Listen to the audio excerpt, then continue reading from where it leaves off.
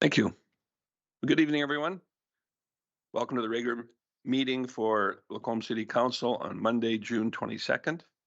It is 5:29 p.m. We'll call the meeting to order. Everybody had an opportunity to review the agenda. Let's start with the consent agenda. Any items there? Councillor Hoekstra? Thanks, Mayor Creasy. I was wondering if we could pull out the committee updates, the terms of references, and the Lacombe Art Collection minutes. Thank you.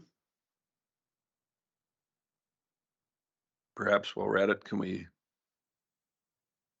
just to call attention to the Echo Energy letter of credit? Let's maybe take it out too. Is there anything else anybody would like out for further discussion? If there is not, we could use a motion for that, and then we'll go to the Councillor Dallas. Thank you, Mayor Casey. Motion to accept the consent agenda as amended. Thank you very much. Please go ahead and vote.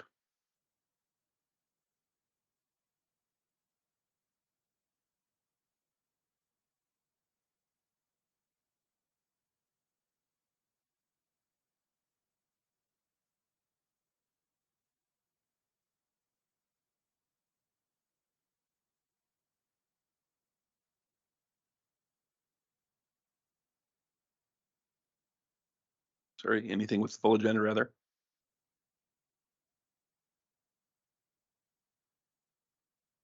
Councillor Hoekstra?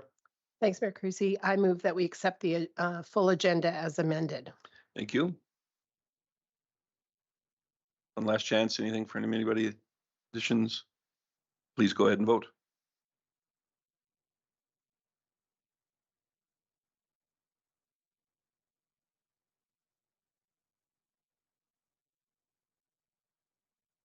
And that is unanimously in favor as well.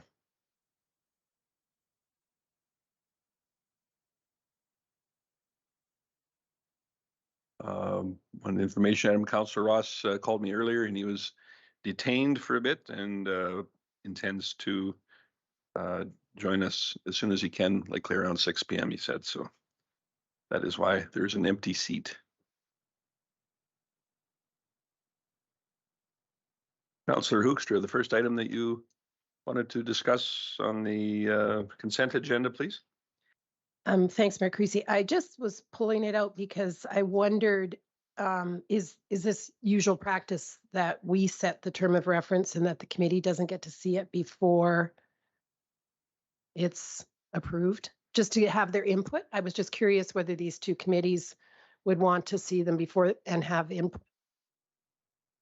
I would think that we could make that decision, or council could, but just so you're aware that both of these committees had this discussion and we decided to move forward with the amendments on our side of things and make the proposals to council.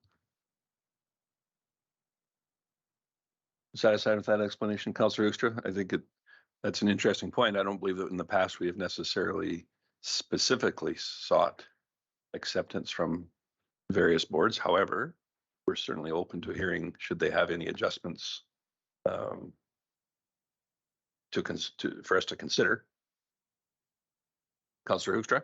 Thanks, Mayor Creasy. I will move then that we accept the council committee terms of reference for Affordable Housing Steering Committee and the Downtown Area Redevelopment Plan Committee. Thank you. And I expect that might take a moment to come up on our voting machines. So while that is pending, let's move on to the Echo Energy letter of credit update. The reason I wanted to bring this to the public's attention, I think that there was some confusion surrounding whether or not this particular portion of our credit counted towards our overall city debt. And perhaps Chief Gowdy, you could just go through it and explain the differences before and after this is considered or implemented rather. Well, I could. I think Director Lapointe is going to do a better job than I will in explaining the difference. Previously, there would have been a letter of credit that was carved out of the line of credit.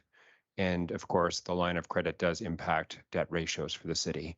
Under the new practice, we will be establishing a letter of credit from an investment. So an investment is made in a guaranteed investment certificate, something that's low risk with suitable returns, especially right now at this point. There's enough interest made to cover the cost of the letter of credit, the associated letter of credit.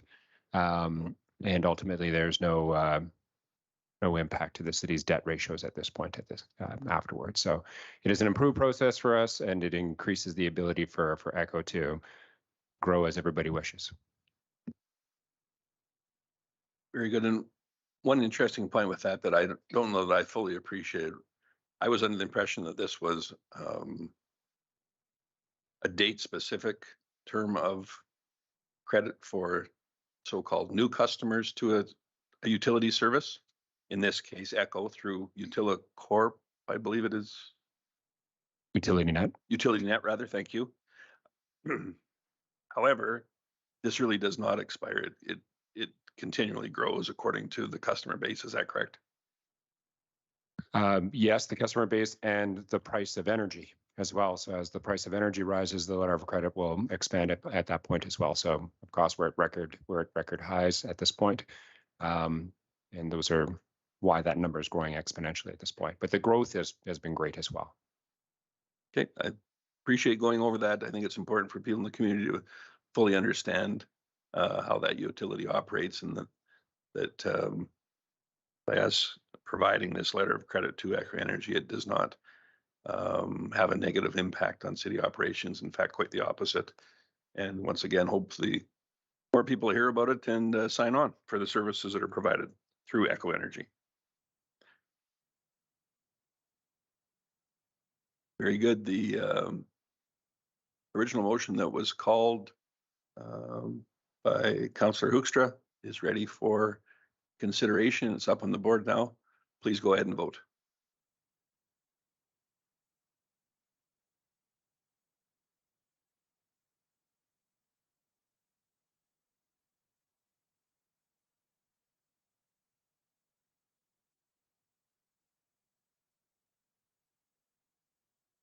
And that is 100% in favor. Thank you. And then for the next item, Councillor Hibbs. Thank you, Mayor Creasy. Assuming that conversation is done, but it doesn't have to be, of course, I would move that council accept the ECHO Energy letter of credit update as information. Appreciate that. Are there any additional comments? Very good. As that becomes available on your machines, please vote.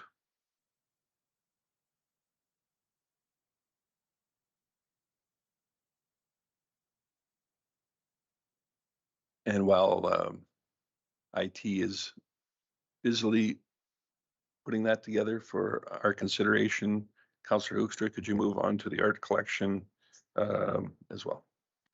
I just wanted to draw our attention to the art collection meeting minutes. They come from 2022, and I was curious whether that was the intent. It's from March 2022. Rather.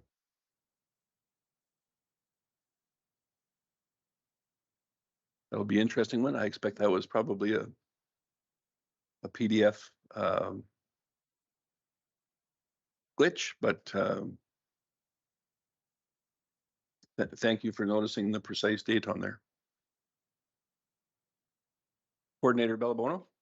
Thank you, Mayor Creasy. I'll check with the Lacombe Arts Committee. They may have just sent the wrong minutes. I missed that on the date when I put them in the agenda.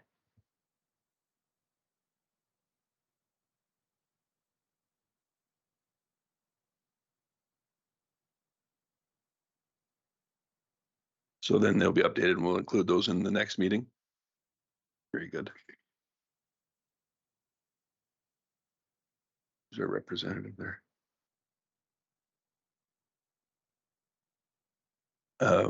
Yeah, while we're on the arts one, was there any current information you can think of offhand that would have been requiring council's attention for those minutes, or is it nothing that can wait until the next meeting?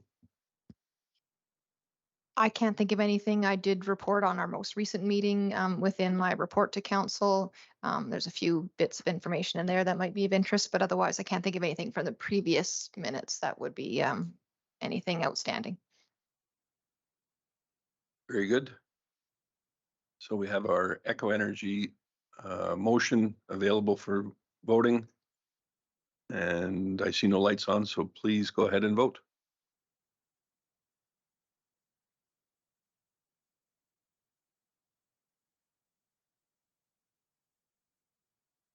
And that's unanimously in favor as well.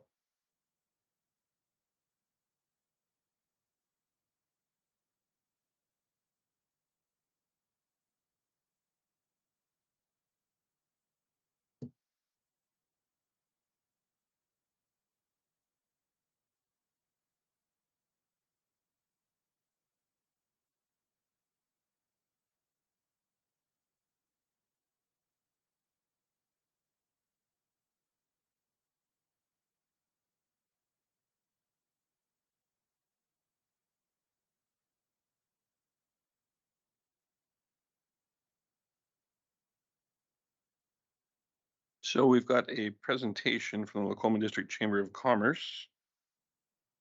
And is someone joining us online? Or nope, Jeff's right here. Thank you. Welcome. Come on up to the front and give you a few moments to get settled there. Just a reminder to please use the microphone. Jeff, and the floor is yours. The magic red button. Can you all hear me? You may detect that I came from England.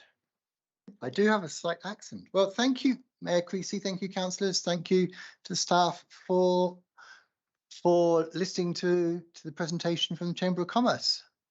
I'm going to go over some of the projects that we are currently working on.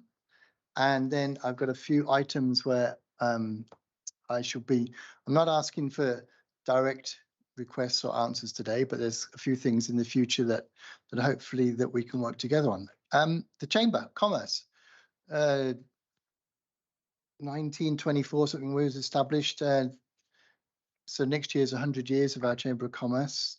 We have 235 members. Most of them are small businesses. Most of them are within the city. 35 of those are non-profit, including Echo Foundation. We are funded mainly from our members and the income that we generate from the wonderful, fantastic events that we put on. I added those two adjectives in there. As a Chamber of Commerce, we are connected to both the Alberta Chamber and the Canadian Chamber of Commerce. As well as supporting businesses at the local level, our work includes making policy recommendations to local municipalities, to the provincial government, and to the federal government on behalf of our members. Recently, we at the Lacoma District Chamber of Commerce was able to present a draft policy on the repayment of the federal CEBA loans. It was a bit of an issue that was faced by a lot of our members and a lot of the members of the other chambers of commerce as well. I was able to present the policy to the Alberta Chamber of Commerce, which was passed unanimously, and that's now being pushed forward to the federal committee as well, to the Federal Chamber of Commerce. So some of the things that we do here that I'd like you to know about, I don't know if you've noticed it, but we run the annual trade show. Seen that? Been there? Got the t-shirts? We should have t-shirts. I'm going to do that next time. We have over 100 vendors there, 3,000 visitors come in. It's a major draw from people all over Alberta. One of the biggest trade shows in central Alberta, and I can say that because it's often sold out. Some of the other trade shows are struggling to sell out. So we're really looking to that. And big thank you to you guys for attending and for being there. And the staff at the centre are incredible. Absolutely incredible. So big thank you to them as well. Big thank you to Strand 360 because they support us as well during that. Tuesday, the 27th of June, there's a poster in front of you. We're running one of our chamber after hours events at the LMC. This is an opportunity for some of the businesses to come and meet some of the chamber members. We've got 10 tables. We should get about we should get between 30 and 40 people there. If you came, we could get 40 to 50 people there. So that's one of our chamber opportunities that we offer. During Lacombe Days, we will be partnering with the Electric Vehicle Association of Alberta to bring a range of electric vehicles to here on display with presentations, hopefully with the library. We're going to be doing some presentations on what electric vehicles mean, what it's like to run them, and probably more importantly, from your point of view, what it's going to be like in 5 years' time if lots of people have them, and how we generate that electricity. So that's more of an information thing that the Chamber's putting on. Over the winter, I don't know if you noticed, we partnered with Burman University on a whole range of micro-credentials just for small businesses. And so that's one of the projects that we've been working on. We also worked with Edge Marketing on that as well. We will be running the Business and Community Awards later. Well, no, we're running them now. Sorry. The deadline is July the 7th for nominations, but I'll go over that a bit more later. We'll be running the gala that comes with that. Who came to the gala last year? Okay, so this year we're going to triple that number because it's going to be a wonderful gala. We run the Passport to Christmas, which is one of the biggest passports to Christmas in the region. We had 90 businesses join us last year, and they joined us from Clive to Bentley and a lot of Lacombe. And as you know, that the Passport to Christmas is a critical part of the Lacombe Bucks that we offer. There aren't many chambers that run Lacombe Bucks like we do. It being tied with the Passport to Christmas means that the Lacombe Bucks that are purchased can be spent only at the businesses that are participating in the Passport to Christmas. So that really increases that. And it's a very popular thing within the city, the Lacombe Bucks. We run well, we don't run it. By being a chamber member, you have the benefits of being part of the chamber benefits plan. It's one of the best benefits plan for your staff in Canada. But you have to be a chamber member. You have to be a paid up chamber member. I should add that. You have to be a paid up chamber member to be part of that as well. We've just finished the scholarship fund, which went to a lovely young lady called Macy, and I cannot remember her surname right now. She's connected to the city physiotherapy. What is it called? One of the physiotherapists in town, Lacombe Physiotherapy. She's associated with that. And we also run the election forum. So there's a few things I'd like to talk to you a little bit further about. As you know, we've got the LED sign up on Highway 12, which is very popular, but we would like to increase our exposure of the adverts that are on there. We're doing that by talking to this town in Blackfalds, because they have their LED sign. And I've also had some discussions last year about the Pattison Group. But wouldn't it be wonderful if the images that you see on that on the LED sign were seen in other places, and if the advertising that we had for our businesses was much further up on Highway 2? So that's one of the things that we'd really like to see. And the chamber would be really willing to work with the council on getting the signage on that Highway 2 increased and better. And if we could get, if you're interested, if we can get a big LED sign on Highway 2, that would be fantastic. Like they do. Where is that other one, Don? Is it Innisfail, isn't it? Yeah, that's a big one. So the Business and Community Awards, we run every year. Nominations are currently open till July the 7th. You can vote. No, don't vote. You can nominate online. This is quite a process. And last year we had the Citizen of the Year Award. I think we've run the Citizen of the Year Award for a number of years, but we discussed it at the board meeting, and it was discussed that there isn't really a good logical way of determining who a Citizen of the Year is, and how you determine one Citizen of the Year over another Citizen of the Year. So we've made the decision to actually not run that this year.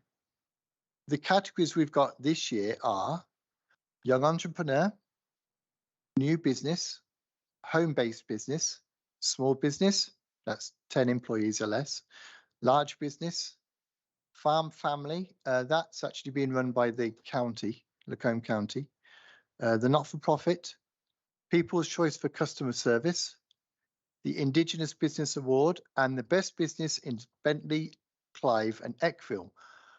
But what I'd like you guys to consider is to sponsor the Lifetime Business Achievement Award. It's a brand new award. We did Lifetime Achievement last year. This year we're doing Lifetime Business Achievement.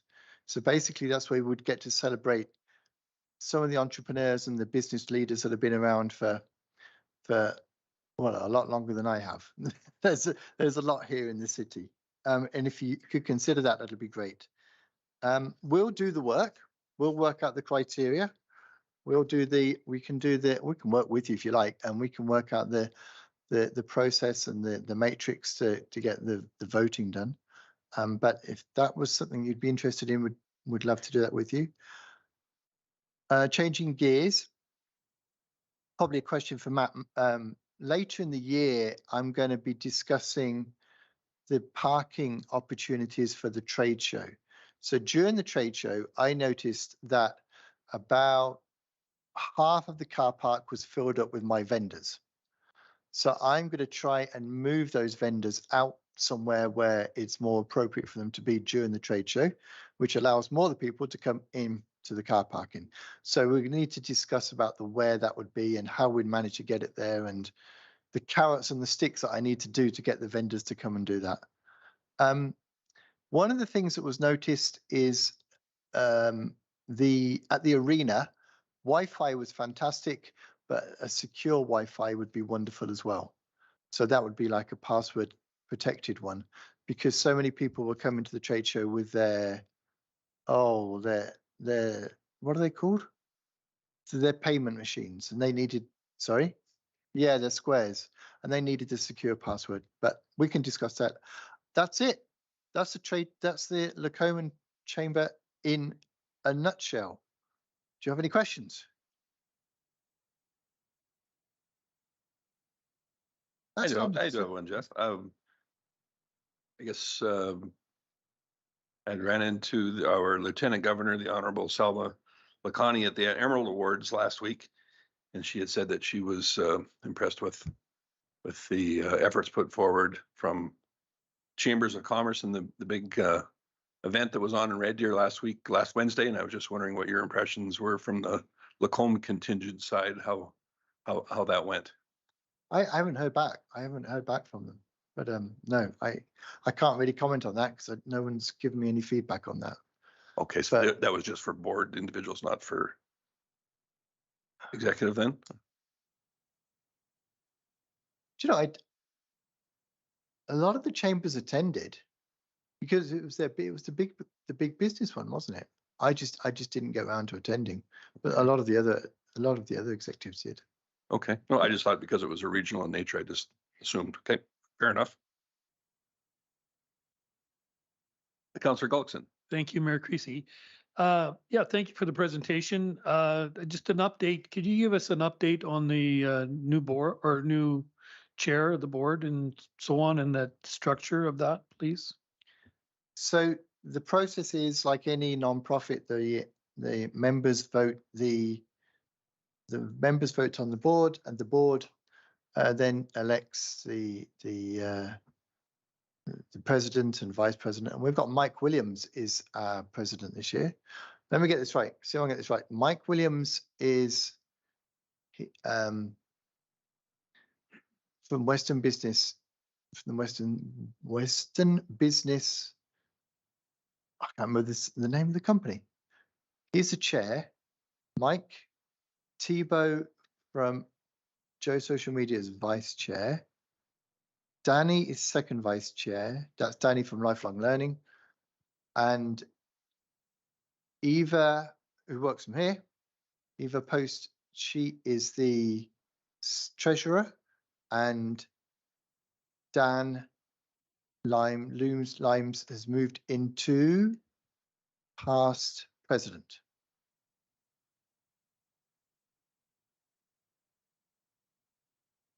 Anything else? Right. Thank So, you. just before I go, my last 2 minutes, some of the ideas. So I treat this a bit like a sounding board. So I'm going to just share these with you. Some of the ideas we've got for some events coming up. Maybe doing an event on AI. I'd really like to bring that here into Lacombe. I'd like to be bringing an accessibility trade show into Lacombe. I'm working on these are just ideas. We've got the corporate challenge coming up.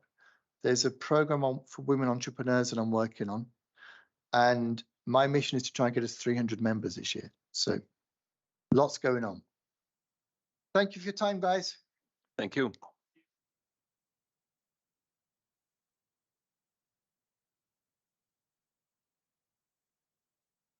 Theo Gowdy, we've got a few minutes before we can proceed with our public hearing. Is there an item that would be suited for a 10 or 15 minute? Well, minimum of 6 minutes, but 10 or 10 minutes, somewhere in there. Possibly the city hall renovation update or just plan update. What? Why don't we go in? Are you prepared to go into that now? Sure. Let's do that. So item 6.1 on your agenda is strategic plan update. So councils would have seen the strategic plan at your recent committee meeting. And there we discussed it in more detail. I am just flipping to it here. Specifically, Councillor Gullickson had added one item or requested one item be added, and we did add it. That item was, do you recall?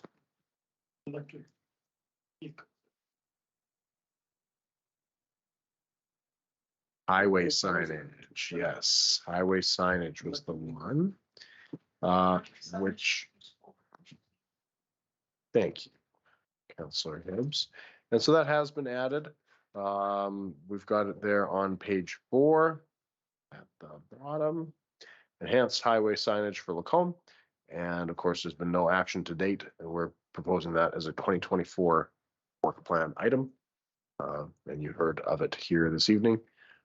Other than that, we have finalized a document that will have all of the completed items removed, or that is the document you have. And then we have the completed running tally of the different tactics. I'm open to answering any questions that council might have or taking direction as you see fit.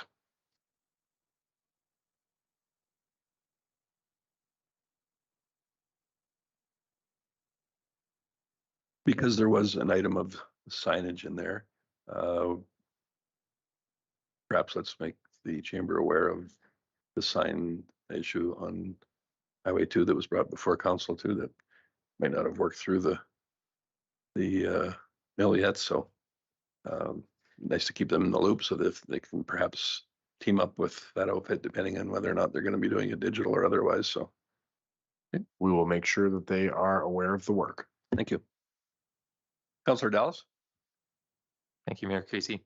I think it was nice. We had the benefit of speaking to this at the committee of the whole meeting in the week prior. So I'm not sure there was a whole lot added other than that one item. So I would like to make the motion that council endorses the 2023-2026 strategic plan as presented. Thank you. Drew, any additional input?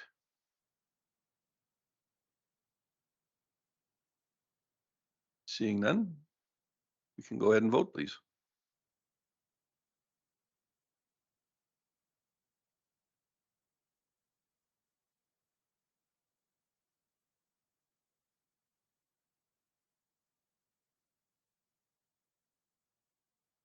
And that is unanimous in favor. Thank you.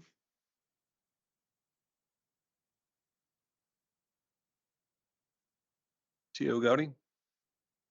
6.3, or what were you thinking for the next item?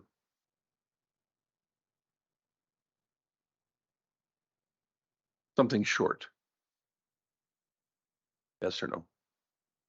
Okay. And you had also mentioned perhaps the city hall renovation update. Is that something you need a short time for or no?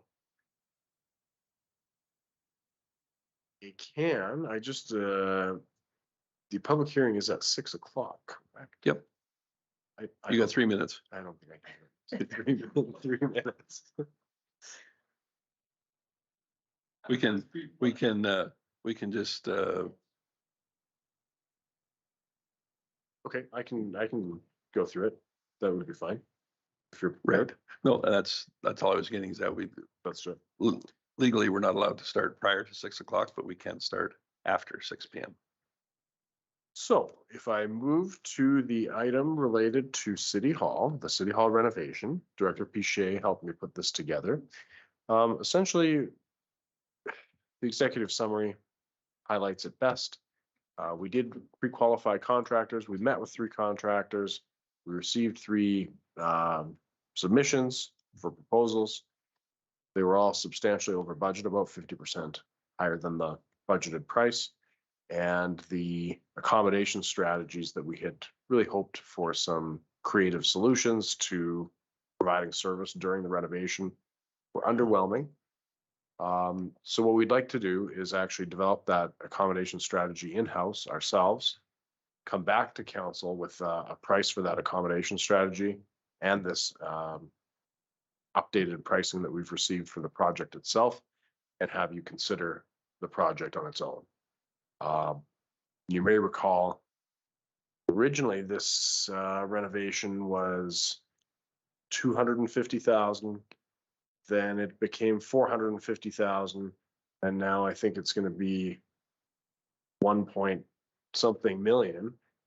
And so I think that council, that's not a project should not come in through the back door that way. And the municipal wedge, I call it sometimes, where you start with a little, oh yeah, it's just a cheap little project, and then it becomes this thing. So council, I think, ought to consider the project as a whole on its own, whether it stands on its own with the full pricing. Just in our defense, I guess I would also say the original pricing that we had included was based on quotes we received from contractors who subsequently chose not to submit bids. So it wasn't that we had come up with these on our own. But I do think it's a substantially different project. It's likely to shape out to be a substantially different project than was originally envisioned. And so I just want to make sure that we are able to present you with a complete understanding of that project and have you make a decision on that. Well, I certainly appreciate that. I expect council does as well. When you suggested the initial amount was based on current bids and those individuals chose not to rebid, did you have any indication as to why they chose not to bid? Were they just not interested in the work, or had the scope changed significantly? Because it has quite a big bearing on the why. They just got busy with other work and didn't see it as the most profitable use of their time to submit for this. Fair enough. Thank you.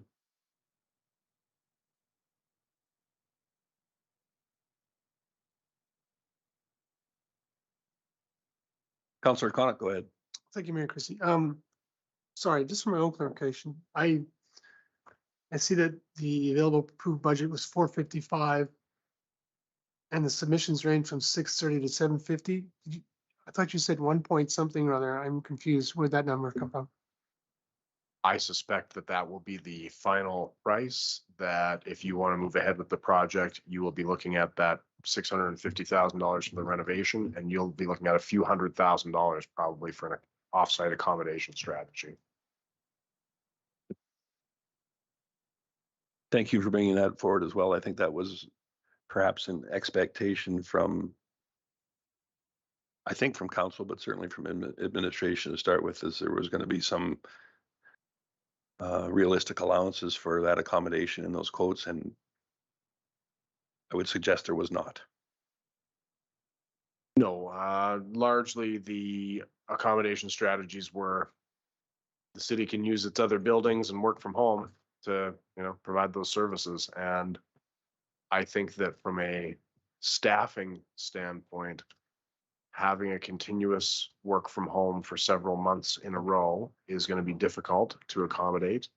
And we want to make sure we're also offering public access for the services that need to be provided here, and decent public access, not scattered throughout the city. So we just want to put our minds to that and come with a better plan for council. Thank you. Councillor Hibbs? Thank you, Mayor Creasy. I do agree that I'm thinking that this is worthy of a pause, not necessarily cancellation, but I do appreciate that. So I would move that the city not proceed with the City Hall renovation project at this time. Thank you for that motion. Does anybody have any comments with that motion in particular? Seeing none, I'll go ahead and call the vote, please. Vote, and it is up now.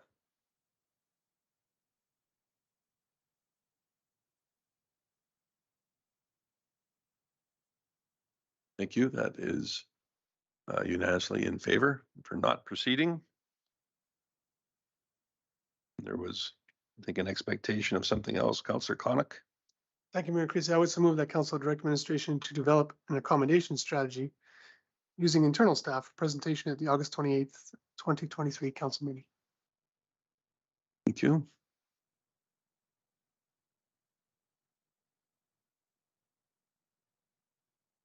Well, I appreciate that item being in there as a suggestion from administration. Does that timing work as far as working in with when the project should occur for that, what time of the year and whatnot, or is this, are we not that far along to have taken that into account? Chief Gowdy? We're not really that far along. I would suspect that when we bring this to you, if it's something council wants to move ahead with, that we would be retendering it and then deploying it in 2024. Because there'll probably be budget implications and that sort of thing. So I don't think it will not happen this year, which was the original plan, but I don't think this timeline of the August presentation affects it one way or the other. Thank you. Anyone else? Please go ahead and vote.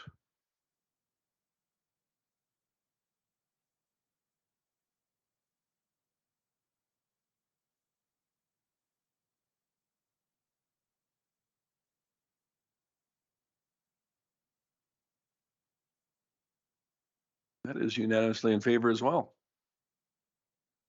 Be agreeable bunch here this evening. Thank you for that. So glancing at my clock here, it is 6 minutes after 6. I think we will move into the public hearing portion of the evening.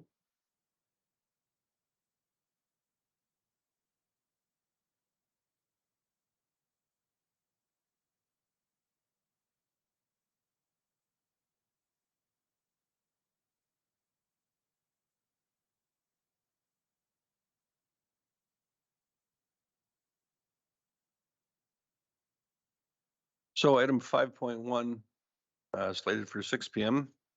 is now 6:06 regarding the public hearing for the Lutheran Church site exception.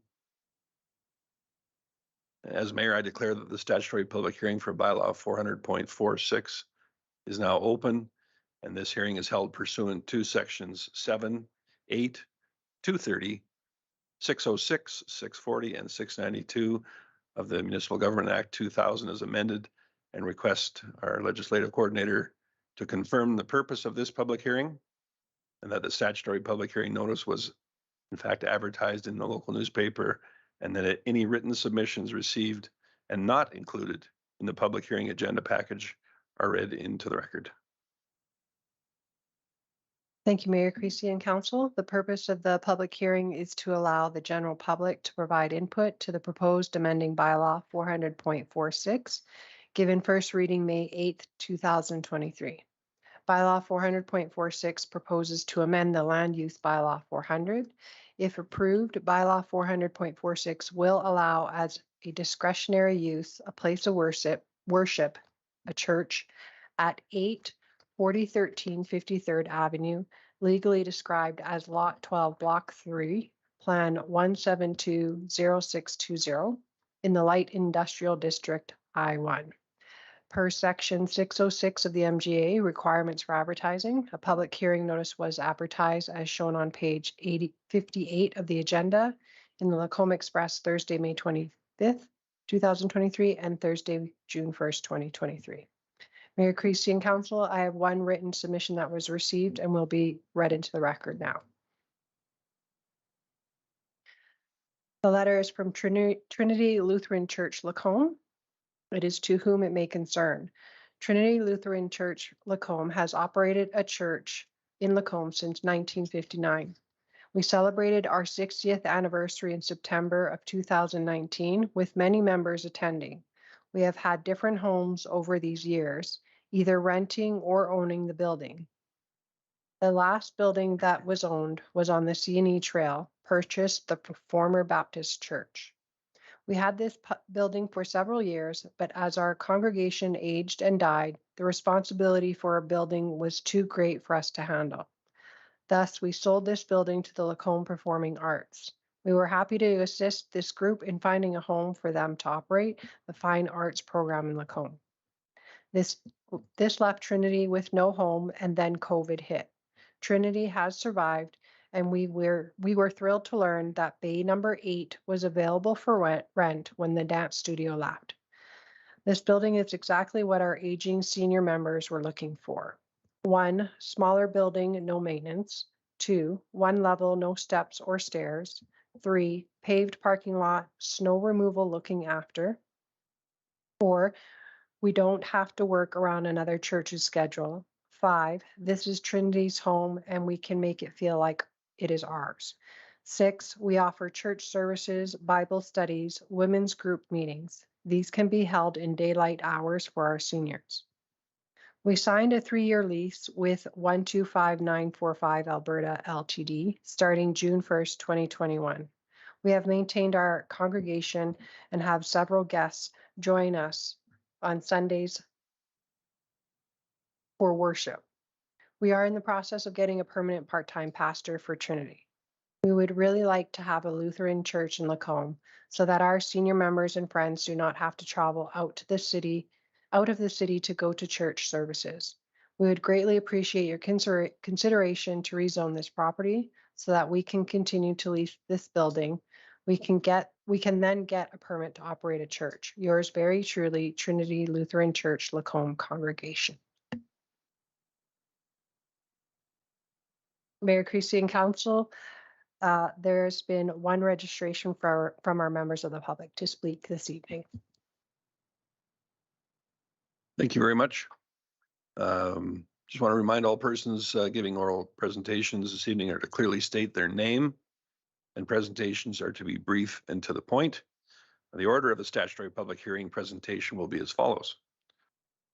First off, our development officer or designate, followed by those in favor of the bylaw, then those opposed, and lastly, by any person deemed to be affected who wishes to be heard.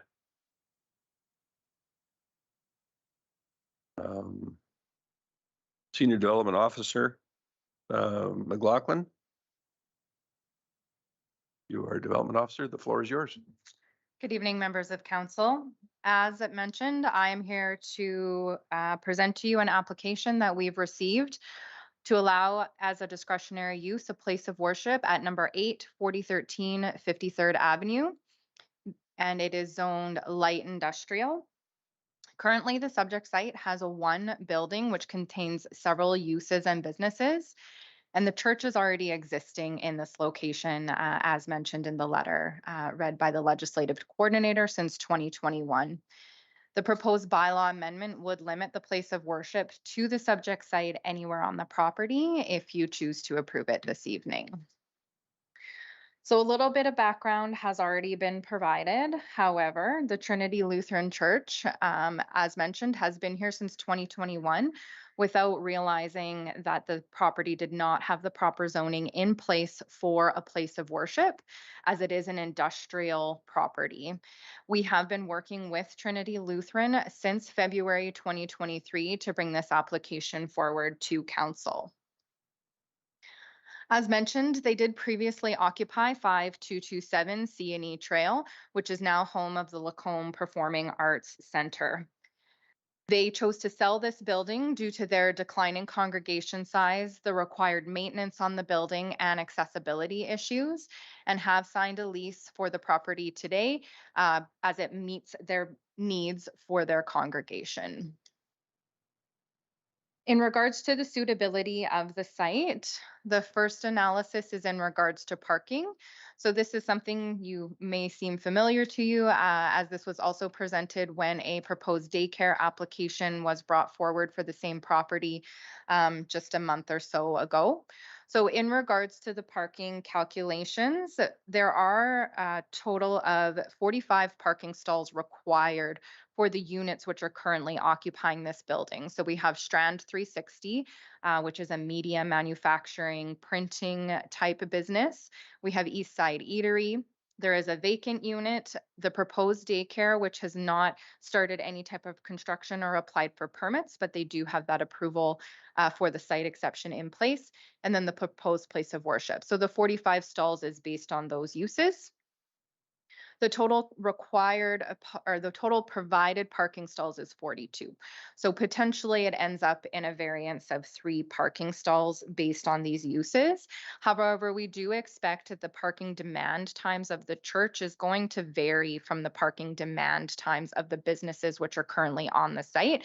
So in researching those businesses, most of them are only open Monday to Friday, 8 a.m. till 4:30 p.m., whereas the place of worship is mainly operating on Sundays. They do have a couple of evening opportunities where their congregation gathers, and sometimes once a week during the day. Currently, they have not experienced any parking issues from the congregation specifically in regards to parking during the day. And then the land use bylaw, when the development permit does come forward, does allow flexibility in regards to lease bay buildings. And so the land use bylaw does have a section where it says, where a business locates within a lease bay building, the development authority may choose to waive or require additional parking requirements based on the occupants. And so in this case, if the development permit were to come forward, that's something that we consider, and then we can consider it based on the varying demand times of the parking. In regards to the site itself, it was a purpose-built site as an industrial property approximately 19 years ago. So when an industrial site is built, there's no consideration for sidewalks, crosswalks, or other pedestrian amenities. That's just not what industrial areas are generally used for. And it wouldn't have been required to invest or contribute to such amenities, such as would have to be provided in a residential or a commercial district for that walkability. And so generally allowing non-industrial uses to locate in industrial focused areas could potentially create an imbalance in regards to those industrial uses and mixed use commercial. And it also creates imbalance in competition to attract the same tenants. And user conflicts may also arise in regards to noise, odor, large truck traffic.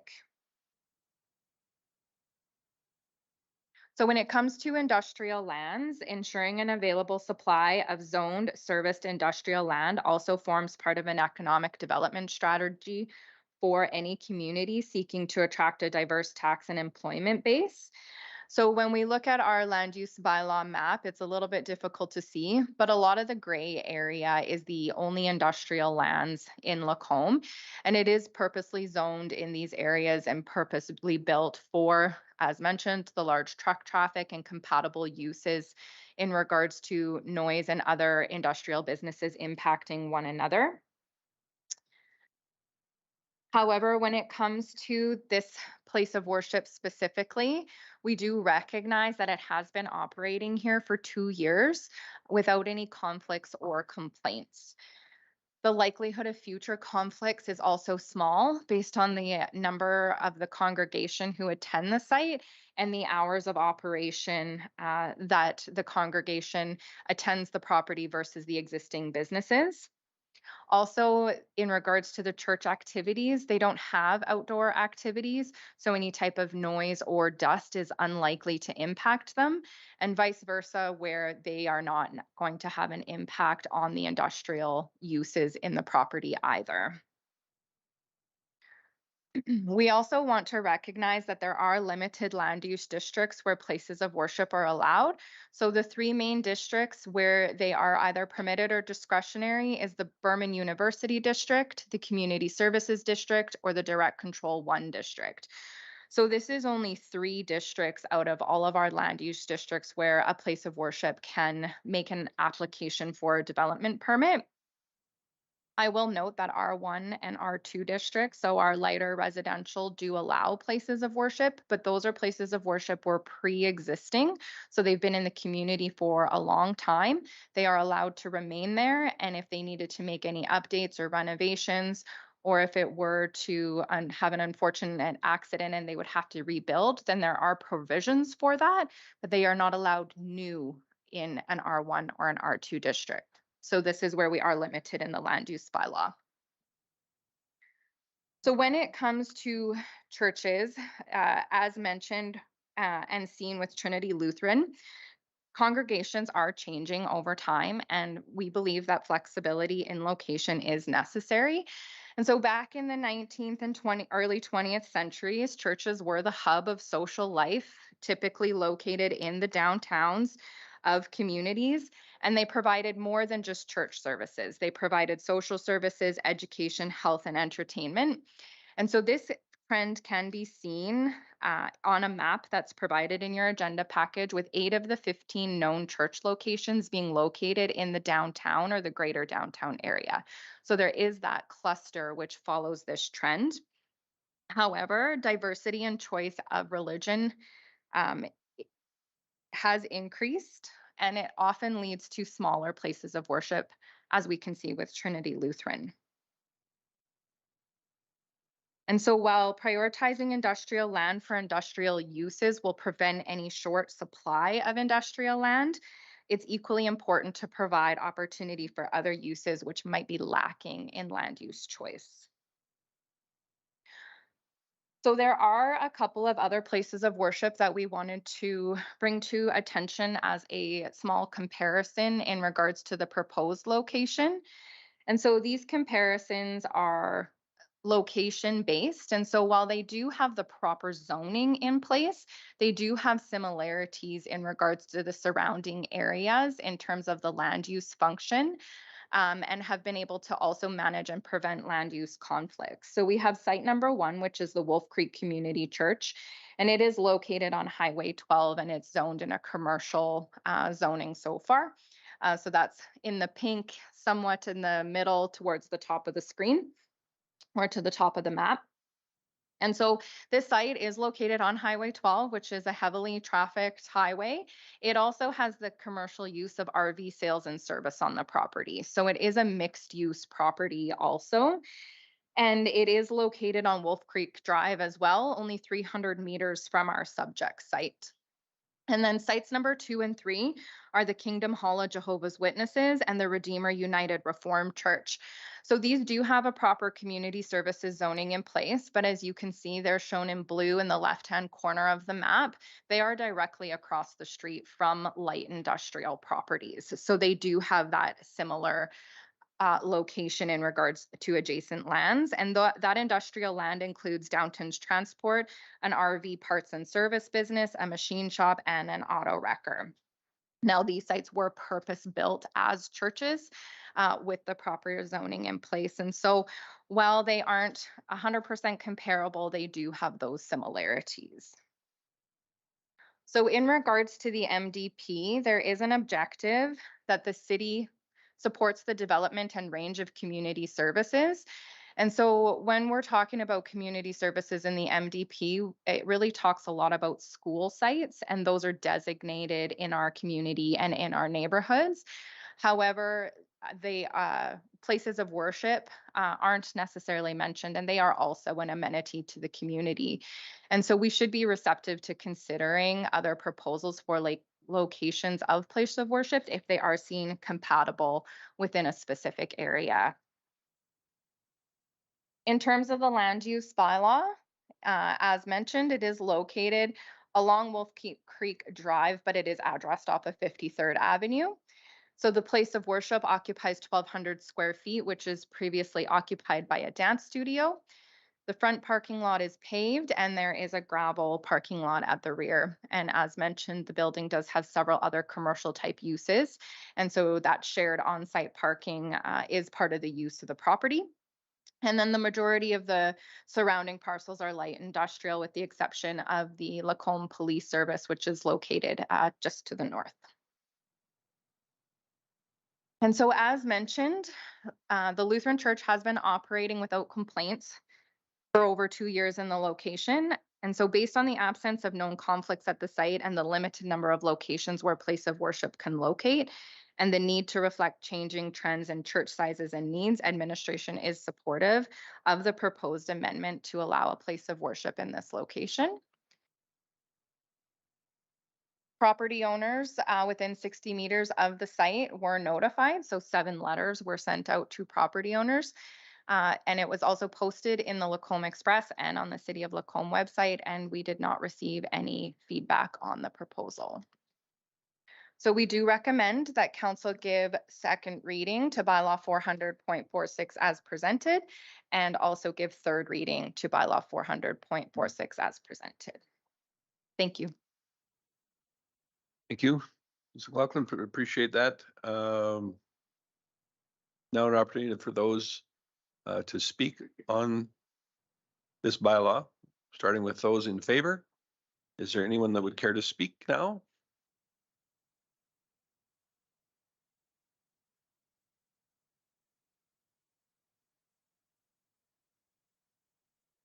Welcome, Sonia.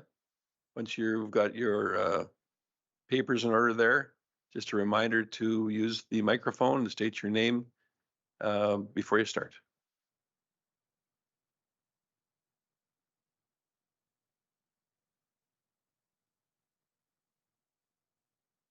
I'm on. You're good. Thank you, Mayor and councillors. And thank you, Beth and Nancy, for your presentation. And I represent Trinity Lutheran Church, Lacombe. And there has been a Lutheran church in Lacombe for the past 1959, so it's going on 64 years. And we would really love to continue to have a church in Lacombe. Our members, unfortunately, get older every year. They have less mobility, and we would love to keep them in Lacombe and not have to have them travel out of the city. So we would really love your consideration if you would consider rezoning. We've been illegally existing in a building for the past 2 years.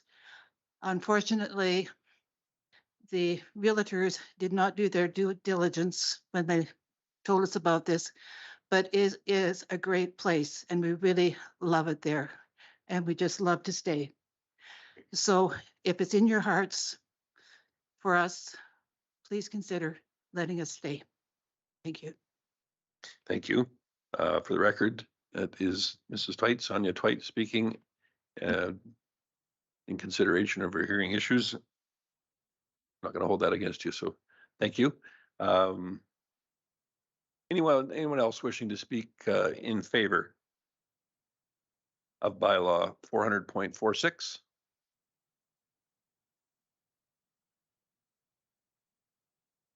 I'm sorry, I thought you were completed. Nope, you're all good. Thank you, Sonia. Mrs. Twite, I should say, forgive my familiarity. Third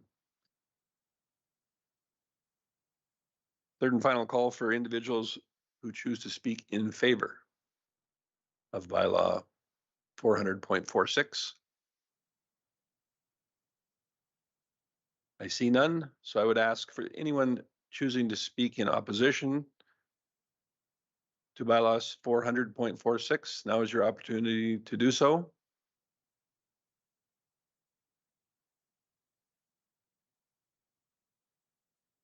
Not exactly a stampede to the mic, but I'll ask another time. And a third time for those wishing to speak in opposition to 400.46. I see none, so we'll move into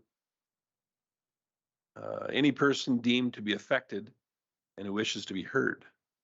It's now your time to speak.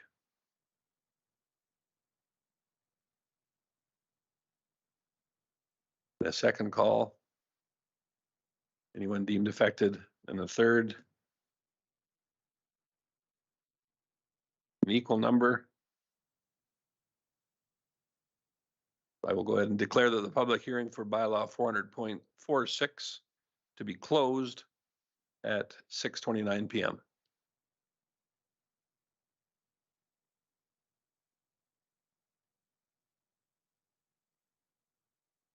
I would expect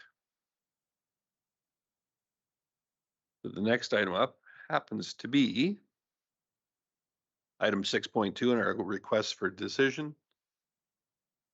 And I'll ask our Senior Development Officer, McLaughlin, to go through bylaw 400.6 for a second and perhaps third reading this evening. Thank you, Mayor Creasy. As discussed in the presentation, administration is recommending that council proceeds with second reading of bylaw 400.46 and third reading also. And myself and Manager Hackett welcome any questions from council.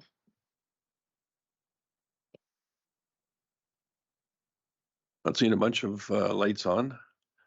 However, just wondering, you had spoken with the representatives from the church, and I'm curious if there are any regularly scheduled activities during the week.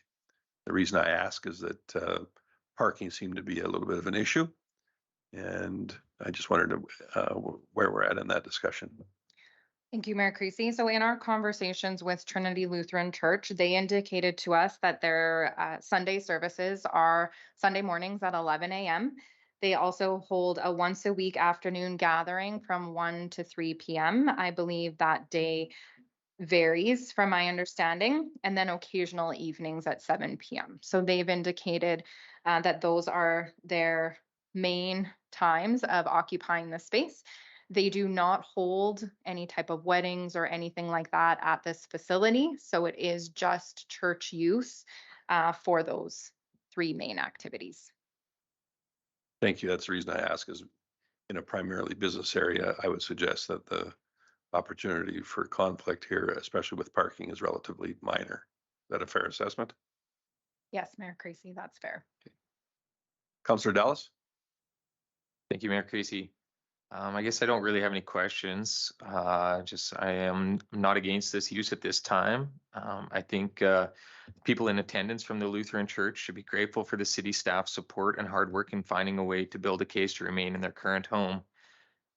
I struggle with this, with the second exemption being made in one property, and seems to give the impression that there could be an unfair advantage over other property owners. So I just would like us to use caution in the future with allowing multiple exemptions to fill lease space.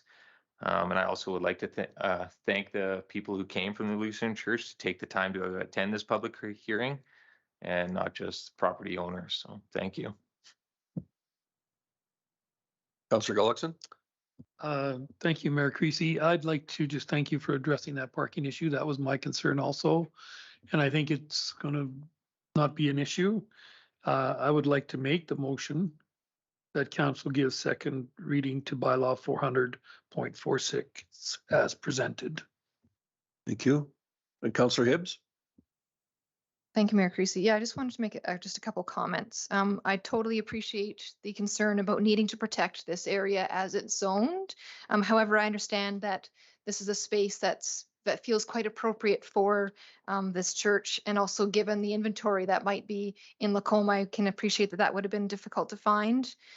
This use is certainly less problematic for me than others that were brought forward recently. Regardless of the building, of course, a use like This is more about fellowship and faith, and I do see limited issues or opportunities for conflict. I will say, however, this might be a bit controversial, though I am disappointed in the landlord.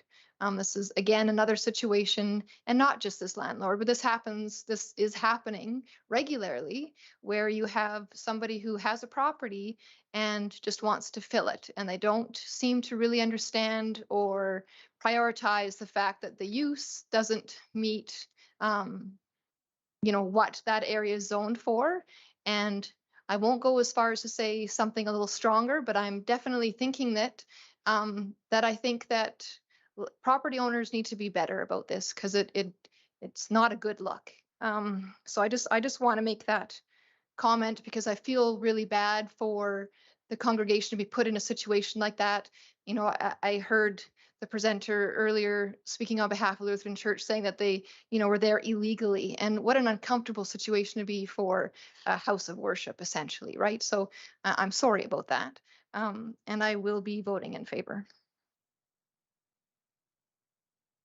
Thank you. So this is certainly not the first application or bylaw that we've had to pass for this area in the past few years. And I think this may be an indication that perhaps we've got a zoning issue. I know there's been lots of discussion in our planning department over this very item. And I wonder if we could just touch on a few of the items as far as the continuity of the industrial areas and those type of things, because I think if we're being realistic, the entire corridor around Wolf Creek Drive is difficult to consider as industrial the way that most people intend or think of an industrial property. So I know that's a little open-ended, but Manager Hackett, could you speak to that for us? Certainly. Thank you, Mayor Creasy. I think at the last council meeting when we were discussing this property, or a few meetings ago, we did talk about the area kind of being in transition and starting to see more commercial type uses in that general area. This building in particular, as Development Officer McLaughlin mentioned, has some commercial-like uses, restaurant, potentially a daycare, a printing shop, which is industrial but could also be commercial. So there is a zone in the land use bylaw that is a transitional commercial zone. That may be something that council wants to consider in the future. None of the property owners have suggested that at this time. It has been related to site exceptions to allow for particular applications, but that may be something that in a future strategic planning exercise that council could consider. It is a light industrial area, and Lacombe does have I2 for heavy industrial, so it is meant to be lighter, of course, and to have some blend of commercial uses. But that's certainly, if I'm recalling, was some of the discussion that council had last when this property was last discussed. I don't know if that answers your question. It does. I guess it's just safe to say that along this corridor, this has been an ongoing issue. I can think back many years ago in a building that I used to own and operate there, the exact same thing, at least on two separate occasions, and many other ones along that corridor. So it is certainly an ongoing issue that's not limited to just one area. And I guess this one's no exception. That's why I'll certainly be voting in favor of it as well. Anyone else? Who made the motion? Councillor Gullickson did. So I believe we've got a motion before us. Please, provided there are no more additional comments, go ahead and vote.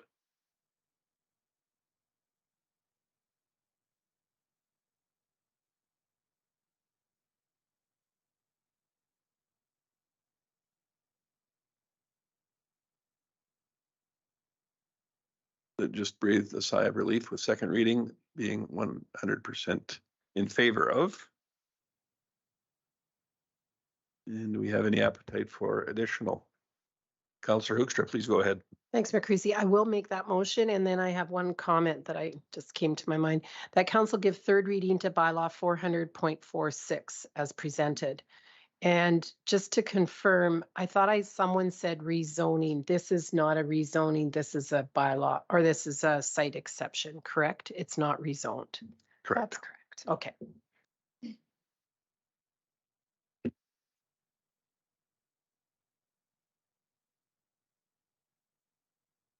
So we do have a third reading for consideration. Any final comments from anyone? Very good. Please go ahead and vote.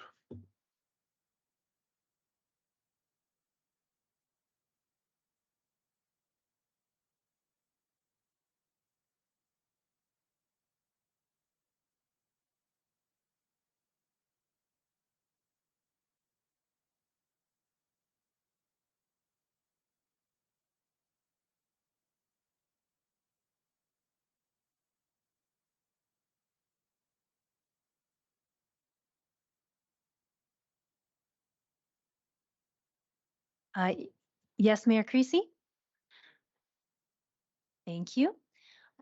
I think we do have some slides. Thank you very much. So it's my pleasure this evening, Mayor Creasy, members of council, to start off a presentation related to temporary buildings and also known as soft-sided structures in Lacombe. In terms of a summary, of course, it's springtime now and seasonal property cleanup has begun. It came to the attention of administration as this was occurring that there are several temporary buildings in the city, which we would also refer to as soft-sided structures or canvas-covered carports, I've heard them called, located within the community.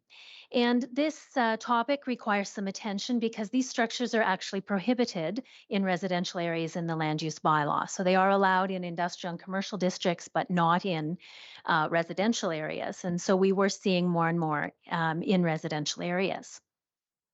Now, many people are not aware that they're not allowed. So I'm sure they've just installed them, not realizing this. So administration designed a public education approach to inform the community. And a public service announcement was released at the beginning of May to advise residents that these structures were not allowed in Lacombe. The next step in the strategy would be direct notice to property owners that have them, maybe by the form of a letter, and asking them for voluntary compliance to remove the structures. If these steps did not work or after these steps, there would be property-specific enforcement.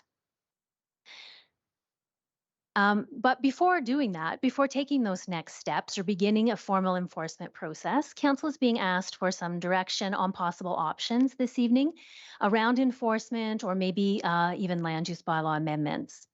And at this point, I will ask my colleague, Development Officer McLaughlin, to step in with a little bit more background on soft-sided structures and what the bylaw currently does or does not allow. Thank you. Thank you, Manager Hackett. So when we're referring to soft-sided structures throughout the course of our discussion today, it is the type of structures that are shown in the picture on the top of the screen. So it is those tarp-like covered structures with steel frames that people in residential neighborhoods typically use for storage of an extra vehicle. They might use it as a shed or store building materials within it. They could use it as a temporary workshop. So that is what we are talking about today. The images below are types of structures that we're not discussing. So greenhouses, your typical garden shed, these are considered accessory buildings in the land use bylaw and are permitted in residential. So we just wanted to be clear that what we're talking about really is those tarp covered structures. And so residents like them for a lot of different reasons. So they are affordable. When it comes to building a garage and we see permits come across our desk, the value and construction cost of a garage is about $25,000 to $40,000. These structures can be purchased from Canadian Tire or local home building stores for about $350 to $500.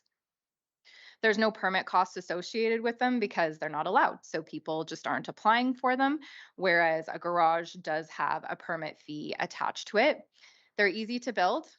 So no shingles, you put up your steel frame, you cover it with your tarp, and you are all set for your temporary storage or temporary garage.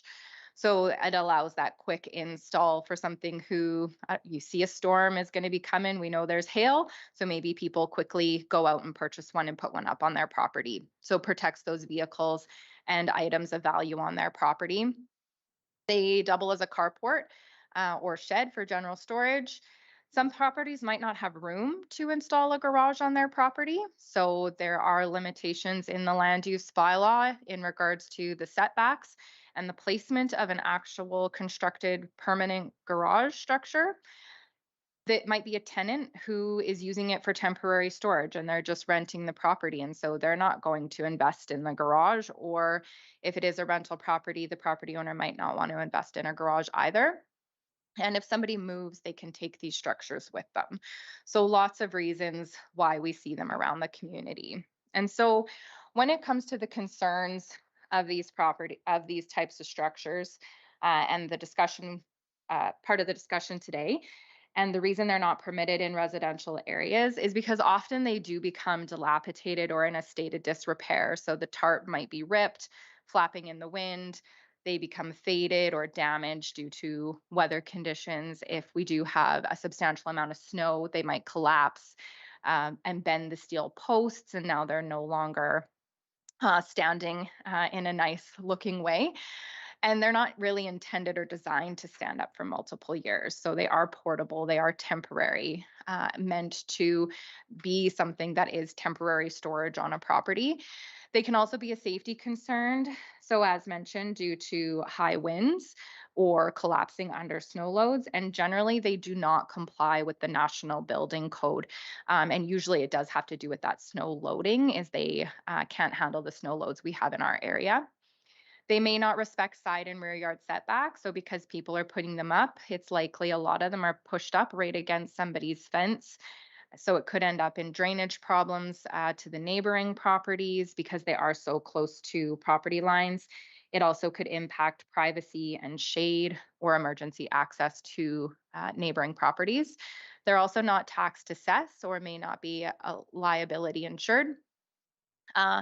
And often they are used to keep items out of sight, so such as dilapidated vehicles. And then those things that are within them may not comply with the community standards bylaw if they are unsightly items stored within them. And so bylaw enforcement has identified that there's at least 60 of these structures throughout the community, but likely many more. So this is just based on a quick drive around through the community by our bylaw enforcement and just making note of those addresses which do have them erected on properties. I did do a quick little review of some of our comparative municipalities and how they treat these soft-sided structures. And they're pretty split on whether they are allowed or not. And so you can see there's 4 on the screen that show they're not allowed, but there's 3 that do allow them with certain regulations and permits in place. So Camrose, for example, allows them if they're under 10 square meters or for special events. I would say Sylvan Lake is the one that has the more relaxed regulations. They do require a permit, but they are allowed for a maximum of 24 months. They do have size regulations, which are written within their land use bylaws and reviewed at the time of permits, but there does seem to be a 50-50, if not slightly different split on whether allowing them in a community or not under the land use bylaw. So we do have a couple of options that we came up with for council to consider this evening. So the first option, as mentioned, would be proceeding with enforcement. And that would follow a number of steps. And so as Manager Hackett identified, a PSA did go out in May identifying and just notifying property owners that these structures are not allowed. So that would really be the first step, is education. And so we would continue that PSA process and notification to the community and asking for voluntary compliance of removal of these structures. Enforcement often involves written letters, so specific letters to those 60 properties that we're aware of, and more as they come in. We conduct follow-up inspections to see if they have or have not been removed. If we go as far as not having them removed, then the land use bylaw would allow us to move to an order on those properties. If enforcement were to occur, it would be through to the end of summer 2023 and likely continue into 2024, just due to the amount of involvement on getting these structures removed. We would anticipate that about 25–50% would not comply or would not take their structures down. And so those ones ultimately would end up at the stage of issuing an order. And then if they do not comply with the order, then the city would potentially go on site and remove them and store them. It also may end up in a potential increase in site-specific LUB amendment requests. So just as we saw with the place of worship, anybody has the right to apply for a site-specific amendment on their property. So we could see an increase of these types of requests for people who want to keep their soft-sided structure on their property. Option 2 would be delayed enforcement. So this would allow structures to remain for 1 year. We would continue with our approach of education and identifying for property owners that the structures are not allowed. However, the 1 year would give residents time to make an alternate plan. So whether they build a permanent carport, get a proper shed, build a detached garage, or an offsite storage facility, then that 1 year would allow them time. And we would continue with that education and PSA materials and letters to those 60 or more specific properties. While this does give property owners time to comply, enforcement wouldn't begin until 2024. And so there is potential to lose track of the project due to other department or city priorities in the strategic plan that need to get completed. So that is a potential risk with delayed enforcement. And then option number 3 is to do some land use bylaw amendments. So administration could pause enforcement and removal of the structures in order to prepare some land use bylaw amendments to allow these types of structures in residential districts. A development permit would be required, so we could review their placement and setback on a property, as well as make sure any that are currently existing are in good condition and that they should be approved in their current location. We would note that even if they're given approval under land use and under the land use bylaw, it would not necessarily address the safety concerns identified in the high winds and the snow load, as they wouldn't comply with the National Building Code. And we have identified that there are a number that are currently in a state of dilapidation. And so those ones we would still enforce under the community standards bylaw, even if general enforcement was paused. So the options identified do pertain to land use and not their physical condition, as I just mentioned. And so bylaw has already identified several of these soft-sided structures that do meet the definition of being dilapidated currently and immediately warrant enforcement under the community standards bylaw. And so regardless of which option you choose this evening, we do intend on beginning the process of enforcing on those unsightly ones that are falling down, have ripped tarps, and those types of issues under the community standards bylaw. And so administration does recommend that council proceed with option number 3, which is preparing land use bylaw amendments, which would allow soft-sided structures in residential districts as part of our 2024 work plan. So we would not see anything implemented until 2024, which would mean that pause of enforcement would last until those amendments are made and potentially longer in order to get those permits in place. Thank you, and Manager Hackett and I welcome any questions. Thank you for that report. Appreciate it. I'm sure we'll have a few questions. And I did not see who put their device on first, so I'll start with Councillor Ross. Go ahead. Thank you, Mayor Creasy. My question is to manager. So option 2 is more or less number 2, correct then? Yes, that's correct. As the last couple of meetings and so forth, and how Councillor Hibbs has also alluded to, we're having landowners, residents that are continually kind of doing the, how do you put it, saying it's easier to beg for forgiveness than it is for, how that saying goes. And it seems like I think we need to address more consistency that, or promote that for citizens and businesses and landlords to be coming to planning and development and asking for a permit. That's would be the simplest solution, and we wouldn't have a lot of the time put in for the administration and time in council. That if they're kind of sometimes the easiest solution is follow what we have, but that's the frustrating part, is you're trying to be amicable within the community, but it'd be a lot easier if the residents and landlords and businesses would just ask first. So, but I'm personally supporting option 2 because I think also we've right from the start of my time in council, we've been pretty aggressive on community standards, and I think we should be consistent with that. Thank you. Councillor Hoekstra. Thanks, Mayor Creasy. Thanks, Councillor Ross. I agree with mostly what he was saying. I would support option 1. I would carry on following the rules, the bylaws that we have in place. I think it's actually a little bit curious in this particular council meeting that we have these 2 exceptions and I didn't want to speak to it necessarily with the church, but if citizens are watching this, they will clearly get the impression that they can do what Councillor Ross was saying, is ask for forgiveness rather than permission. And so I certainly would like to stick with option 1.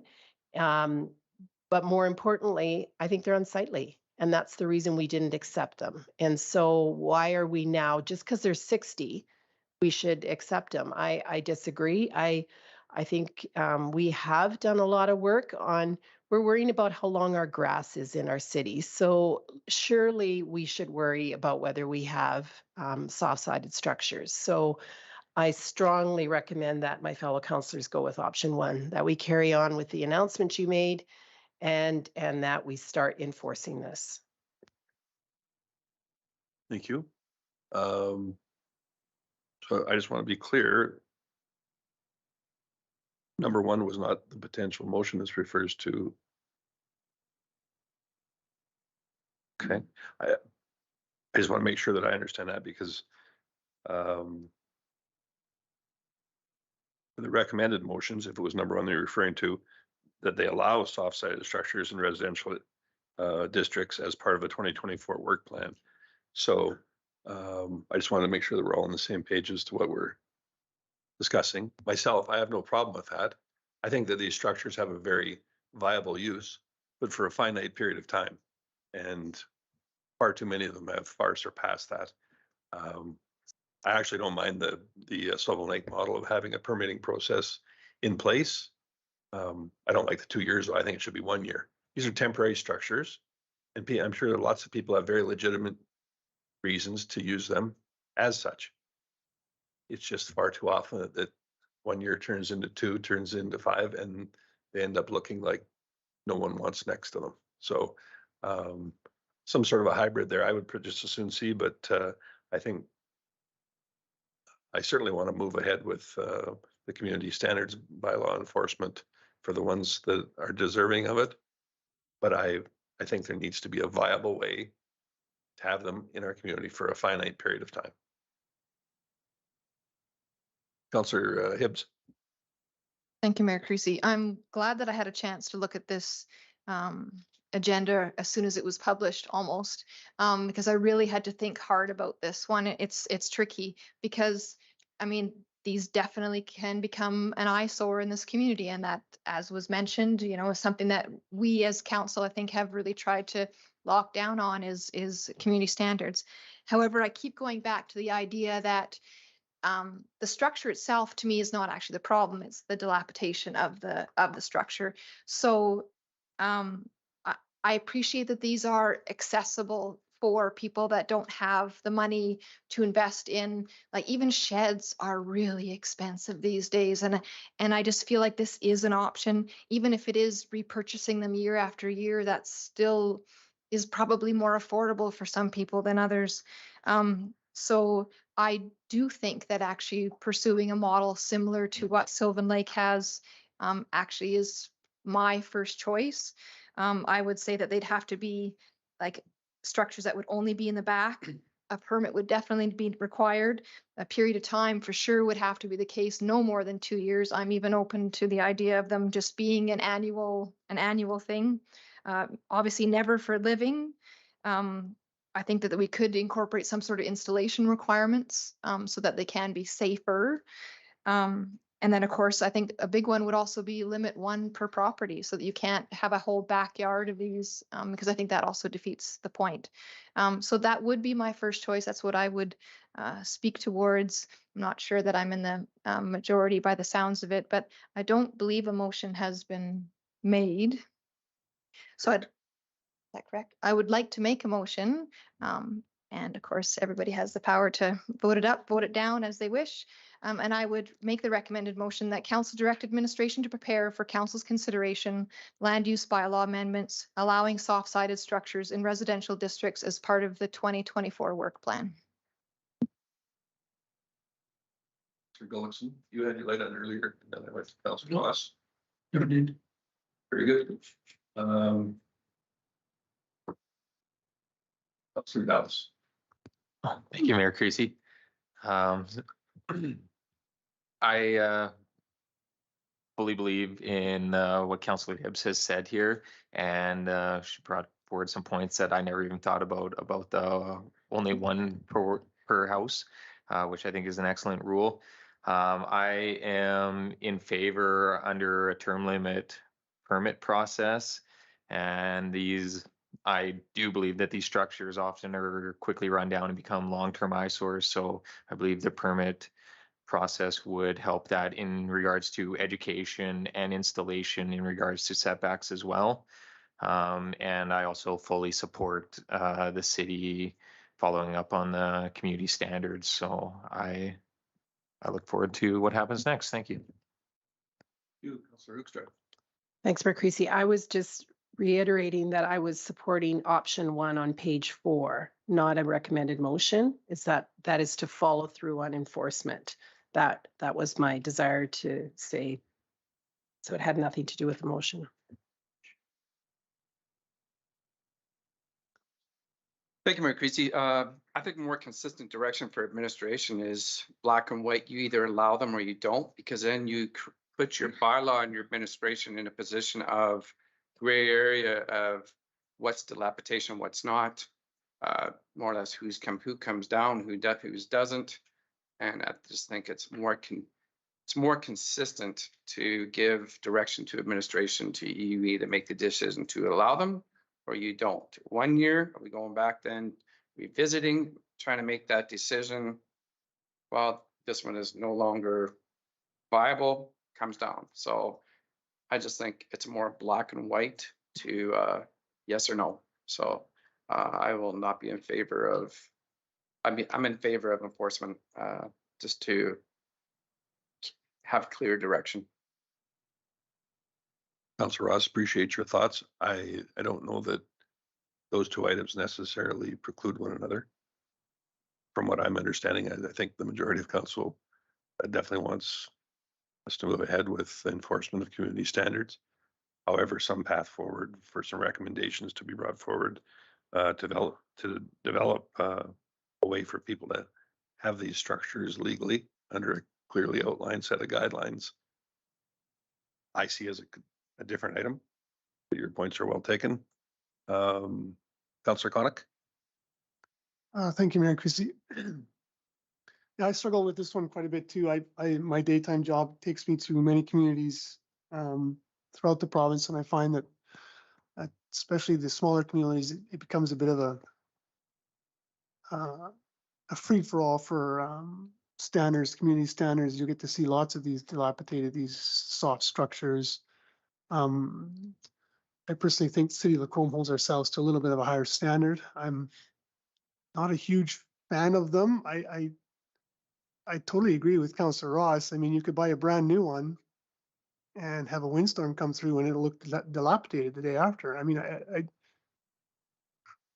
what's dilapidated, what's not. I think that's an extremely good point.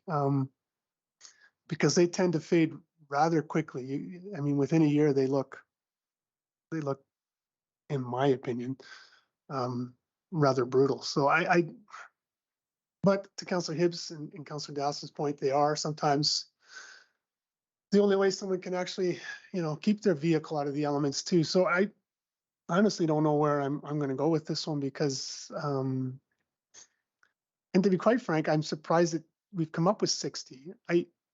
Not that I drive through town all the time, but I like to think I'm out and about quite a bit and I don't see them, but they must be there. So I must be missing it. But so I was actually kind of surprised to see this on here because I see them lots in other communities, not so much here. So yeah, I don't know. I think we have to be really careful with this because as Councillor Ross and others alluded to, if we do allow it, then you got to have bylaw go year after year to check them. And we're struggling already with length of grass and length of leash and length of, for those guys to be chasing. And now we want them to chase after a soft structure that, is it not dilapidated? Is it, I don't know.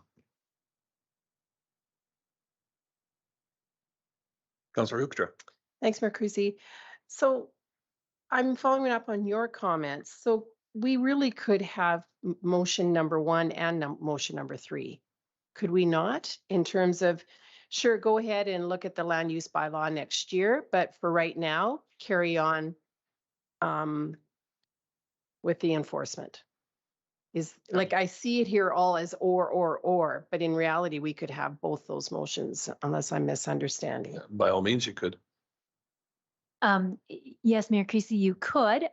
We were just anticipating that some property owners might ask, well, what are my options? You're asking me to remove this. What can I do? And so we might be forced to answer that question before the year was up. That was where we were going with our recommendations. Not allowed. So I just want to be clear with the perceived question from the public, then you might be asked, what now? Well, if someone received a letter or was told to remove it, I could picture people coming into the planning and development counter and saying, I would like not to remove this. What can I do? And we would have to inform them that they could request a bylaw amendment. So that this could end up at council before that 1 year is up. Right. But if we had clear direction that council was not interested in amending the bylaw at this time, then we certainly could share that information with them. Right. But for those individuals receiving a letter, until it is dealt with by council, it's only the dilapidated ones that are of a concern, and that doesn't change. That's irregardless of whether or not. Yes, at this time, but I understood the question to be, could we do 1 and 3? Could we enforce now and explore land use bylaw amendments next year? So Right. I understood the question to be something different than we were proposing in the report. Okay, I took the question as, do we enforce the unsightly properties and the dilapidated structures? And I think we're pretty much unanimous in that front. And during that process, we can still entertain number 1. There's no conflict with those two. Correct. We could enforce, we can enforce from a land use bylaw amendment on all structures, and you must remove them until there's an amendment to the land use bylaw. Or in the report, we're recommending that we can use the community standards bylaw and enforce on the unsightly ones. So there really are those 2 choices. Thank you. Sorry for the confusion. No worries. T.A. Gowdy? So I did just want to, so the community standards violators, the ones that are clearly dilapidated, those are being enforced upon. That's just happening regardless of this. Option 1 would be continue enforcement on all 60 or 80 or whatever there is out there. I think what Manager Hackett was bringing up was you will get some people, typically, maybe a small percentage, but some that will say, well, I'm willing to die on this hill. I will do whatever it takes to maintain this. So what can I do? And we would say, well, one of the options, you could request a site-specific amendment, I suppose, to the land use bylaw. I think it's $300 or something. $750. So someone could come and make application, and you'd hear first reading of it and maybe grant it or not. And so that's the question I think that Manager Hackett was anticipating. Potentially, if we also have direction to look at bylaw amendments to generally permit them in 2024, we would also be saying that potentially to these individuals. And you might get some that say, oh, okay, well then I'll wait for that. Yeah, and I think that's kind of where we're at. If we have to wait till then, I mean, there's a lot of these structures that have been here for over a decade. I don't think this is something that the world is going to come to an end if it doesn't get dealt with this summer. However, I think council is fairly clear that this is something that needs to be addressed moving forward. I just don't think we're going to correct it overnight. And I think that we do need to be realistic in our expectations, and knowing that, yes, there are some that have very much abused the use of these items. However, there are many others who I expect just saw other people had them and didn't think anything of it. So in consideration of that, a little bit of extra time, and I don't see as being the end of the world myself. But it is nice to have some sort of an end date in mind where it will come down to enforcement where it's necessary, and some sort of a time frame for permitting as well. Councillor Hibbs. Thank you, Mayor Creasy. And I should have made this point earlier, but I'm definitely going to now. For those of you that might be on the fence with my motion, I would just point out that this is an ask to bring amendments back for us to then look at, which gives us a great opportunity to allow the public to see it, to weigh in, and then we can make our decision at that time. So all I'm asking tonight is that you are agreeing with me to allow administration to bring forward amendments for us to consider with a little bit more of a time to do so, and ideally more opportunity for public to weigh in as well. Councillor Gullickson. Thank you, Mayor Creasy. I just want some clarification to make sure that we understand this completely. The garden sheds and greenhouses would not be part of this, correct? That's correct. Yeah, so it'll just be the temporary shelters for boats or vehicles or those sorts of things. Thank you. That's correct.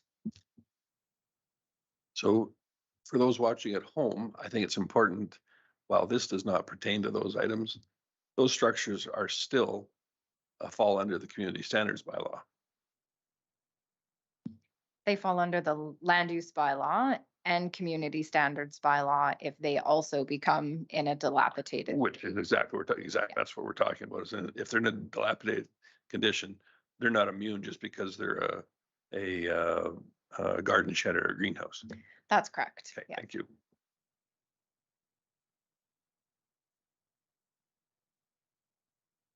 Councillor Gullickson. Thank you, Mayor Creasy. But in light of that, I mean, you're saying that the land use or the community standards bylaw is the one that's going to be the standard. So why would we even bother making the change, really? I mean, because there's a lot of things out there that are dilapidated and need to be taken down. I mean, it's, I think here we're just getting specific about the temporary structures for vehicles or boats or things like that, are we not? Is that not what we're looking at? Yeah, and then the other bylaw protects us on the other side. Yep. Councillor Ross. Thank you, Mayor Creasy. So we are still under the community standards currently enforcing the dilapidated ones to be dismantled completely. Yes, that's correct. Good luck with that judgment. Councillor Connick. Yeah, I know. I'm thinking about what Councillor Gullickson said too. That's interesting. By the way, just in terms of greenhouses, I've seen soft-sided plastic shelled greenhouses that someone's going to make an argument about. Well, it's my greenhouse. Anyways, it's I don't know.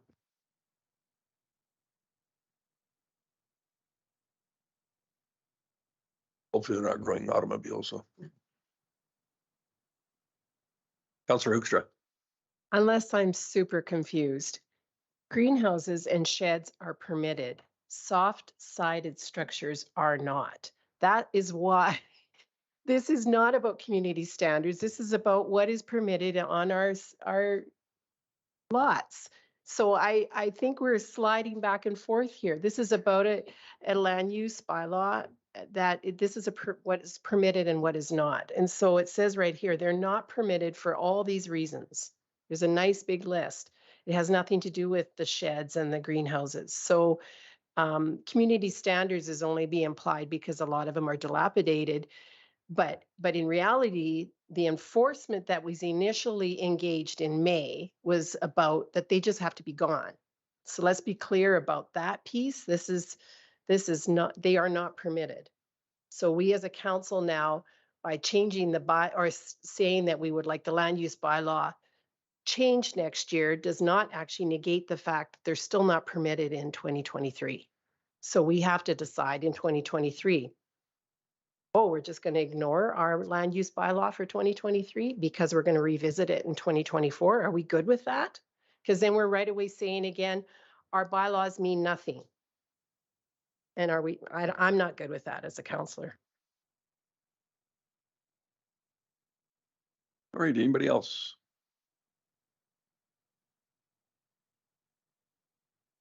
Seeing no additional input, we have a motion on the floor before us.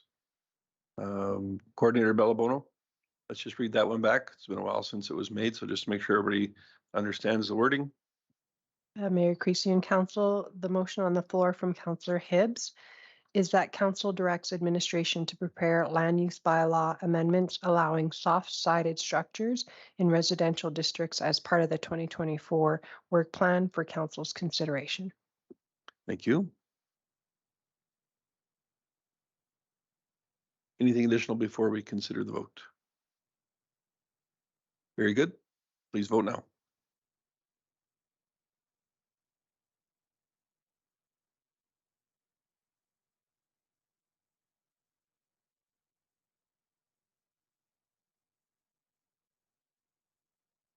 We have a split vote there. There was two councillors, Connick and Ross, that voted against the motion, and the remaining 5 in favor. Therefore, it passes by a margin of 5-2.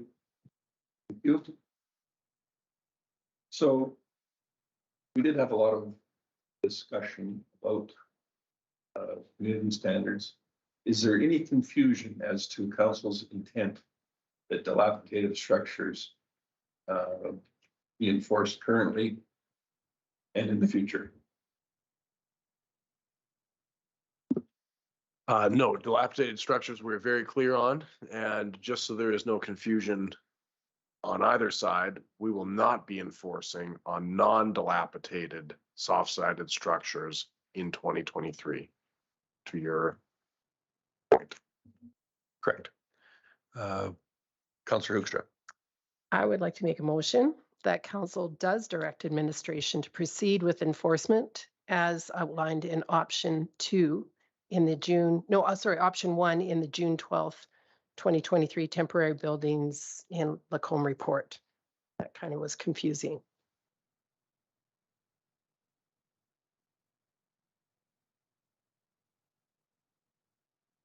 Councillor, could I just have, for the record, could I just have you read that one more time?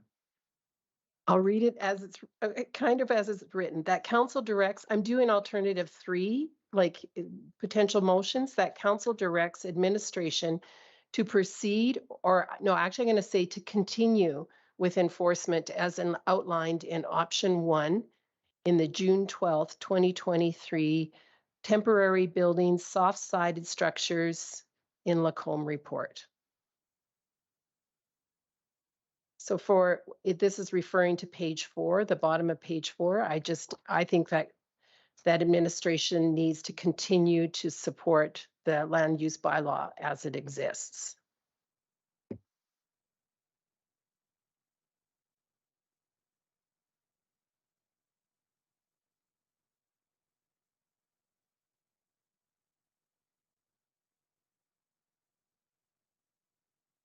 So for myself, I guess I think this could lead to an awful lot of confusion from the public's standpoint, given that we're going to be considering some sort of methodology of allowing these structures in the future, according to the 2024 work plan, is a very real possibility. So to suggest that they're not allowed this year, but we've got it in the works to possibly allow them next year is an extremely hard thing to enforce and get across to the public. So I don't think that I can support this particular motion, just for that reason only. If we're working towards a solution, yes, I think we'd all prefer it was quicker the sooner, but things take time, and allowing that extra bit of time for some public education and getting rid of the serious offenders, that being the dilapidated temporary structures, is a very positive step, one in the right direction. So, Councillor Hibbs. Thank you, Mayor Creasy. I would definitely echo most of that. I would worry about enforcing. I'm more comfortable with a pause. Now, that being said, I think that we should still be communicating to the community, like, don't run out and buy one tomorrow, because you might end up finding that these bylaw amendments don't pass. And guess what? We will be enforcing at that moment in time. I think that's the messaging that would be appropriate, at least that I would be comfortable with. So I unfortunately will not be supporting this motion, but those are my reasons why.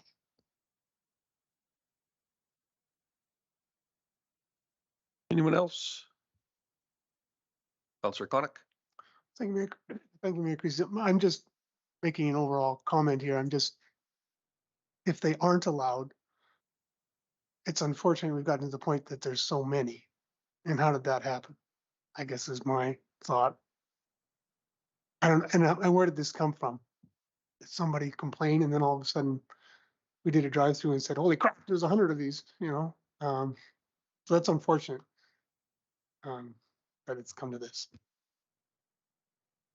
It's an interesting point, Councillor Connick. However, I think when we look at the great number of bylaws that we deal with and that the city deals with on any given day, to expect every single one of them to be in compliance throughout the city is very wishful thinking.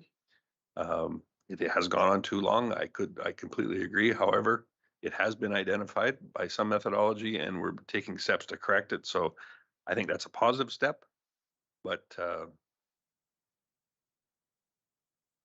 let's not be mistaken about it. This will not be the final one. There will be many more.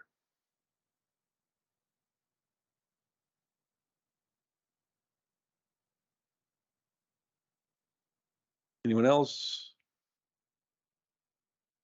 Please go ahead and vote.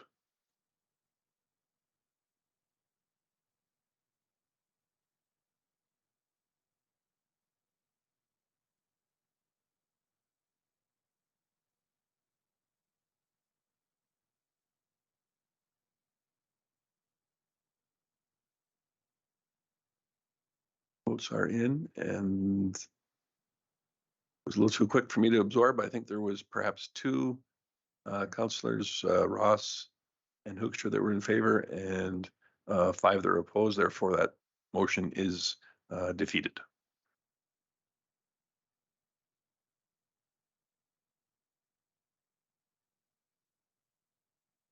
Any other items for consideration on this topic?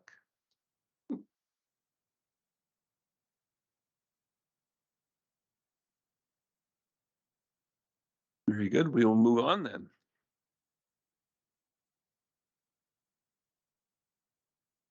Looks like we get to hear from our engineering department.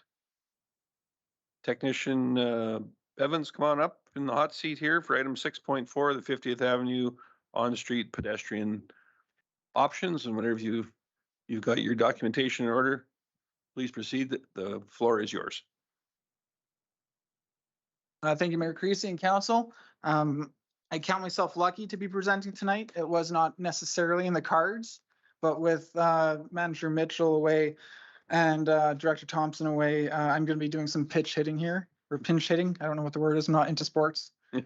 But in any case, tonight I'm going to be presenting on a multi-use, on-street multi-use trail along Highway 12 from 63rd Street approximately to 76th Street at Midway Center.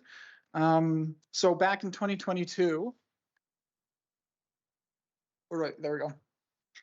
In 2022, administration first investigated creating a pedestrian connection between 63rd Street and 76th Street. And what came of that investigation were 4 alignments, 2 of which circled Crescent Lake and 2 of which ran along the embankments of Highway 12 or 50th Avenue. Now, Highway 12 in this location is narrow where it crosses the lake, and the embankments or the slopes are very steep and do not lend themselves well to trails on their own. So it was also found that the costs for these options ranged from $1.85 million to $3.2 million.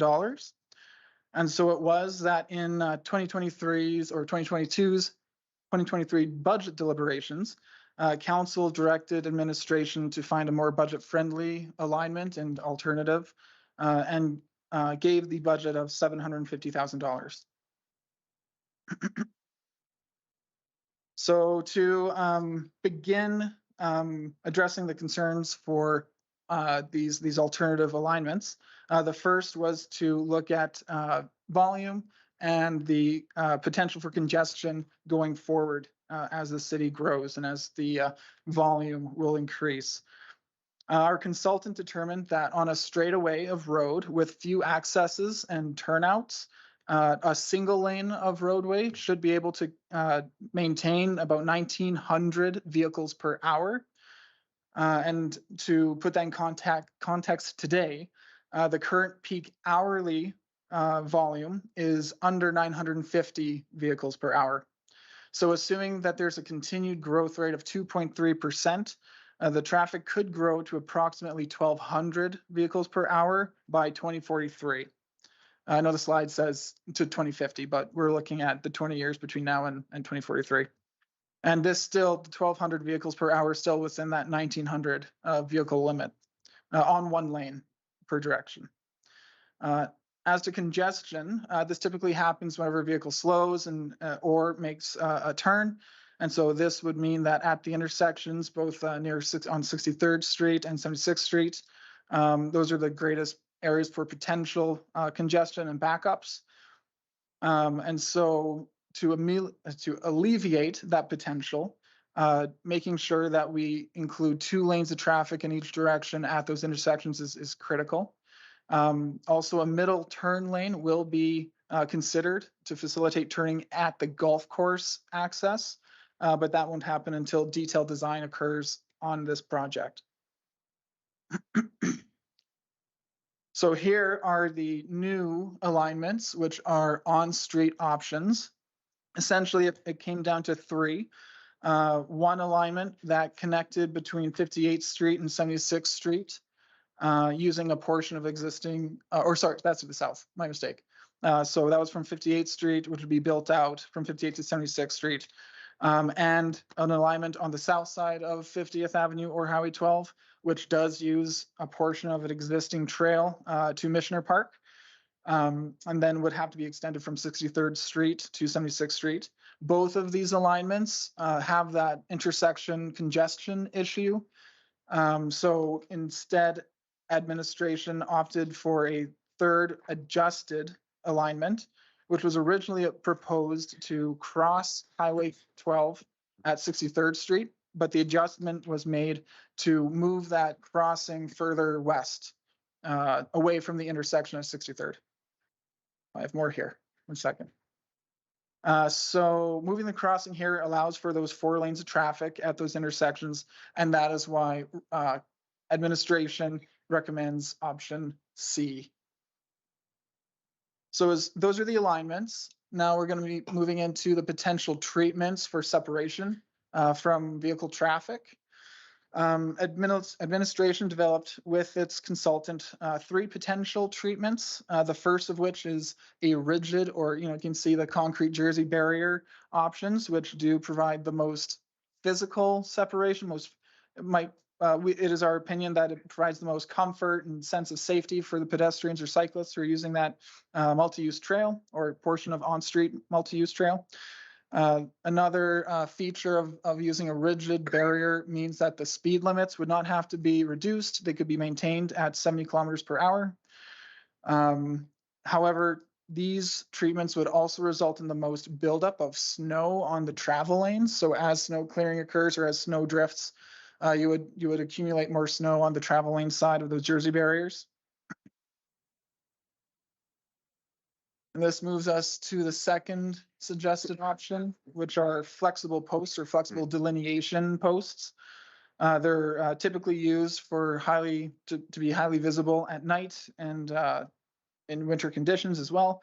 They're often used on rural roadways to mark out where an access or driveway might occur out on those roadways. And they're highly visible, but they do not provide much physical separation. And for that reason, it's a little less, it's considered to be a little less safe, a little less comfortable for the pedestrian. And as such, a posted speed limit would be affected, recommending down to 60 kilometers per hour. This treatment also involves the most maintenance, as the delineator posts will require regular replacement. Public Works and our snow clearing contractor on that stretch of road did not recommend this option unless the posts were installed on top of a narrow, you'll see in the middle image, a narrow concrete median, just to add extra structure and deflection. Steel guardrails on the right side are also, they fall into this category where the 60 kilometers would have to be posted. They offer similar safety rating as well. And essentially the choice between the two, the distinction would be aesthetic. And as I said, all 3 versions would require a reduction in speed limit. Oh, they also would not result in the same drifting on the travel lane. But what would happen in the offset is that the snow would potentially accumulate on the on the pedestrian trail side of the barrier. So the third treatment is rumble strips, which literally has no physical barrier between pedestrian, cyclists, and traffic, and therefore is the least comfortable for users. Even so, this treatment does improve pedestrian connection compared to trying to walk on the shoulder while traffic is also running behind you. The lack of any physical barrier means that the speed limit would have to be decreased by the greatest margin down to 50 kilometers per hour between the golf course and 76th Street. Alberta Transportation's road maintenance contractor noted that while snow clearing would not be an issue, of course, because there's no barrier, they would not recommend this treatment unless there was more lighting, street lighting included, for about a 500-meter stretch of Highway 12. And that cost was not included in the table on your RFD, but does amount to a $70,000 cost increase for that option, making the grand total in Table 2 $350,000. Administration does not recommend this option and prefers the option where city forces complete the snow removal on the pedestrian trail. I just felt that our smaller plows will present a reduced risk for pedestrians who are using the lane, or the trail. So here's the table that we mentioned before. So just wanted to pull your attention to that rumble strips option. It's $350,000 with the adjusted amount. Administration has included pricing for alignment A and B, which are the 2 that are either north or south lanes of Highway 12, as well as the option for C, which is moving the crossing to the west of 63rd Street to avoid those intersections. The recommendation by administration is to proceed with alignment C, either with a median underneath those high visibility delineators at a cost of $570,000 or a guardrail option at $470,000. Both are within the approved budget of $750,000. So before you go, Yes. go back to that last slide there. So with the rigid barriers, that's the Jersey barriers. That 1.2 million, is that to have them continuously? I believe I would have to look at the spacing. I know that there's some options for spacing the Jersey barriers. I'm not 100% familiar with exactly what that spacing is. I can think of the planters, but I believe the planters was an option, not for the Jersey barriers. I guess what I'm getting is that for that amount, for 1.2 million, what's a Jersey barrier cost? I don't have that information. Well, how did you come up with these numbers? You don't know how much they cost. The memo was prepared by Manager Mitchell. Okay, fair. So there makes are some perfect sense. details that I might not have gotten to in my No, which is fair. preparation for the I presentation. wasn't trying to put you in the spot. I'm just saying, how the heck do you come up with these numbers if you don't know what, okay, Right. that's fair enough. Right. I guess from my perspective, I have a really hard time spending the $500,000 or whatever on these other ones, given that my expectation is someday, I don't know when that day will come, but someday we'll have property on either side to be a much better location for this trail. No matter what we do with this, it's still on a highway. It's far less than ideal. Right. I have a hard time believing that we can spend $1.2 million on Jersey barriers for that distance unless they are continuous. And I'm just wondering why they have to be continuous. Why can't we have one, miss two, have another one? It's still got a pretty substantial barrier. It provides the greatest speed, 70 kilometers, which is reasonable for those. I think maybe there's room for some sort of a hybrid approach here. And the nice part of all that is you still own the Jersey barriers. So sometime down the road, we can use them other places, whereas the others, those are lost. In fact, it's actually worse than that. It costs money to rip them out one day when that day will come. Just nobody has a crystal ball to know when. So, Chief Gowdy? I don't think you will get approval from Alberta Transportation to put one, skip two, put one, because it does introduce, part of the whole thing with the Jersey barriers is that they have enough mass that if someone hits them, they don't move so much that the guy hits the next Jersey barrier. They just kind of flex over. And so I think they will, when we've looked at even introducing trees into highway right-of-ways, I strongly suspect they would say, no, that's within the travel way and there's a safety risk. I think you would have to go with continuous Jersey barriers, especially if you wanted to maintain that 70 kilometer an hour speed. We could certainly check into that, but well, I mean, it's a substantial cost, and I think you could be correct, but maybe there's an opportunity to add some pinning for those and use a third of them. It's just there's got to be some sort of a compromise to having the continuous there and spending $1.2 million doing it. I would hope some sort of an alternative, because adding structure there that we know full well we're going to have to remove in X number of years, to me, seems to be a little foolhardy. The other thing that we have not addressed here is we're intending for this to be obviously to be used or to be in place through the winter months as well. That's the idea, but obviously okay. That's correct. All right. Thank you. Appreciate you answering those questions.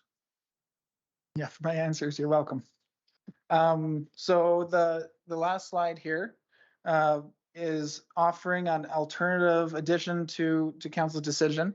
And if so chosen, could provide a pilot scenario to try out the on-street nature of the multi-use trail in locations that are less or have less volume. So Wolf Creek Drive and 45th Street between 46th Avenue and 50th Avenue have lower value or lower volumes than Highway 12. And they do not include traffic signal controls. And that both of those factors make it a cheaper introduction or a cheaper pilot section for these kinds of treatments. Although 45th Street does not have oh, sorry, that's my mistake. Although 45th Street does have ample space for a trail on the roadway, it also does have some on the boulevard to the east. The benefit of an on-street option on 45th Street would be to also act as a traffic calming measure on a road that does have some noted speed concerns. So with direction from council, administration would investigate options to provide pedestrian connectivity to one or both of these locations.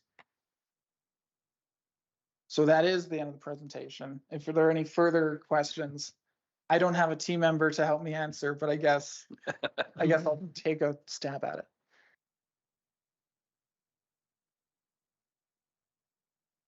Thank you for that. Are we supposed to refer to you technician, engineering tech, or what? Engineering technologist is the title. Okay. You can call me anything you want. Not just not just ET Bevins. Yeah, ET Bevins. Very good. Appreciate the presentation. Councillor Gullickson. Thank you, Mayor Creasy. Thank you very much for this. It's something that I think is really important that we start this process to hopefully kickstart that area a little bit more out there. I understand there's people walking on that roadway in the mornings now to go to work, which frightens me. So I think this is something we need to do. Now on these barriers, it looks to me like all of the walkway is continuously on the road. Is that correct? Yes, that's correct. So would we be able to reduce our costs by keeping the barriers off the road until it gets where we have to go over where the bodies of water are now, where the guardrails are, and then come on to the roadway? So we would be reduced, we'd be on the boulevard on a trail system until we get to where the guardrails are and then come out onto the roadway, crossing over the ravine. Right, as I understand it, the ditch that's leading up, so I think you're talking about the area that's close to the golf course access. Well, I'm thinking we stay on the south side is where I would think that we would stay continuously instead of putting another crossing at the golf course. So essentially alignment B, I believe it is. On the south side, yeah, utilizing the south trail already right through Mitchell Park. Right. And going across and staying on that south side until we got to the guardrails and then come out on the roadway. Basically what we have right now with our construction there, repairs of the 2 storm drains, it's basically what we have right now. It would be what we would do for the trails. Right. With little extension on the west end. I believe we would. What I'm thinking it was is reducing the amount of barrier that we would require. Because we'd be off the roadway for most of it. I think the connection from 63rd Street to where the guardrails currently start would still need to be connected. If I understand correctly, the scenario that you're posing. Yeah, but it would be done with a trail on the side instead of and that trail could be utilized at a later date. When we do the proper trail on the north side, we'd cross over just on the far side of the golf course or wherever it's suitable and then connect to the trail on the north side.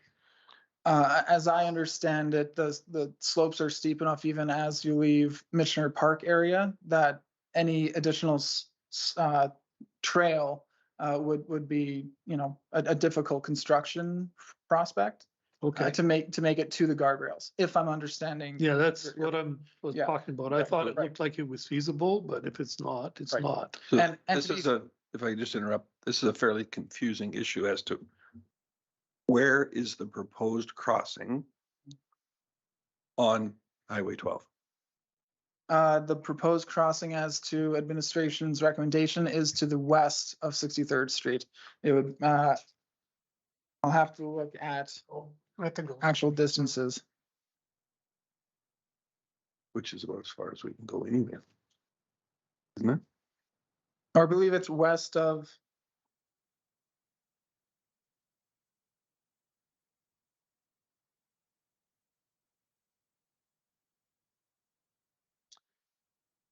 Yeah, if I'm correct, I believe the original alignment along, that was called hybrid, crossed at 63rd Street. And so our adjustment is to cross closer to the golf course access. So to the west of 63rd at the golf course access. Very good. That makes better sense because when I zoomed in on mine, it was very confusing. Right. And for I guess for where I Councillor Gullickson, what he's trying to do is shorten the length of Jersey barriers, which Right. one would expect is going to reduce the cost of the Jersey barriers, which is great. However, the difference in distance from where you're proposed to cross here and a little bit further down, is kind of negligible anyway. They're showing it's all on the road now, right? The whole thing? No, Isn't that correct? No. No? You're gonna be a trail on the south side? you're in Michener Park and on the south side of Highway 12 up until the golf course entry, correct? That's why I'm asking, because this is a confusing thing on these, the way this was presented, and that's what I The thought too. north one looks like it's on the roadway all the way, isn't it? So because of the old alignments, for This one, right? It was confusing. So actually, no, that's. Can I get my side back? We use his microphone.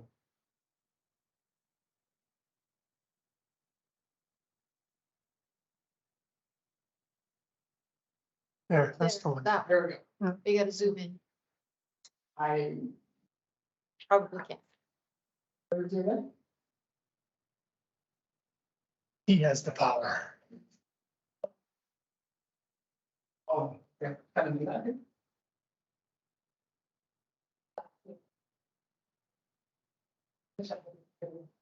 Humble. Okay.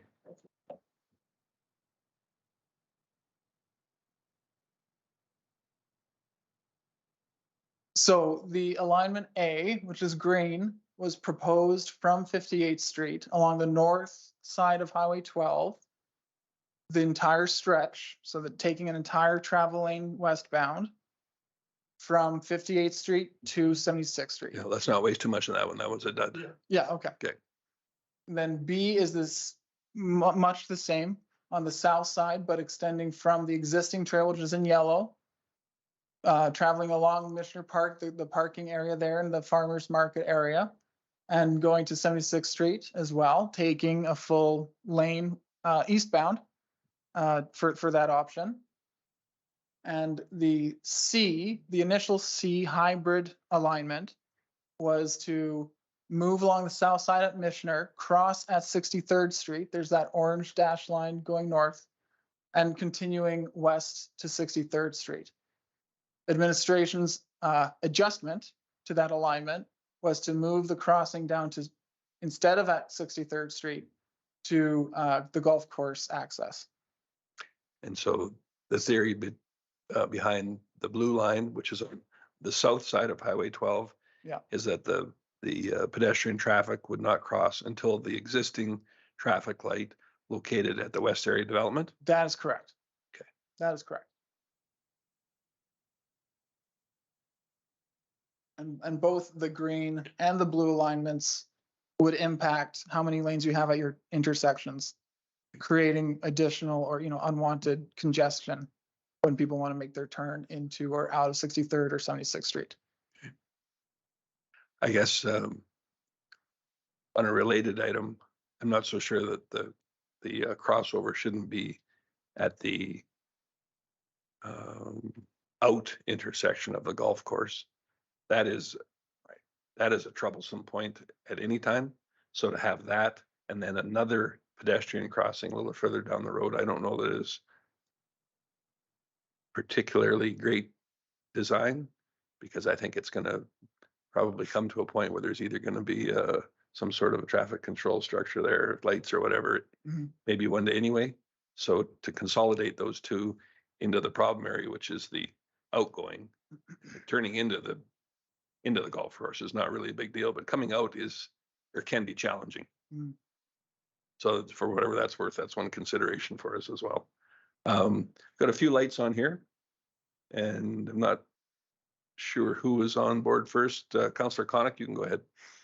Thank you, Mayor Creasy. Just to echo Councillor Gullickson, yeah, we need to do something there.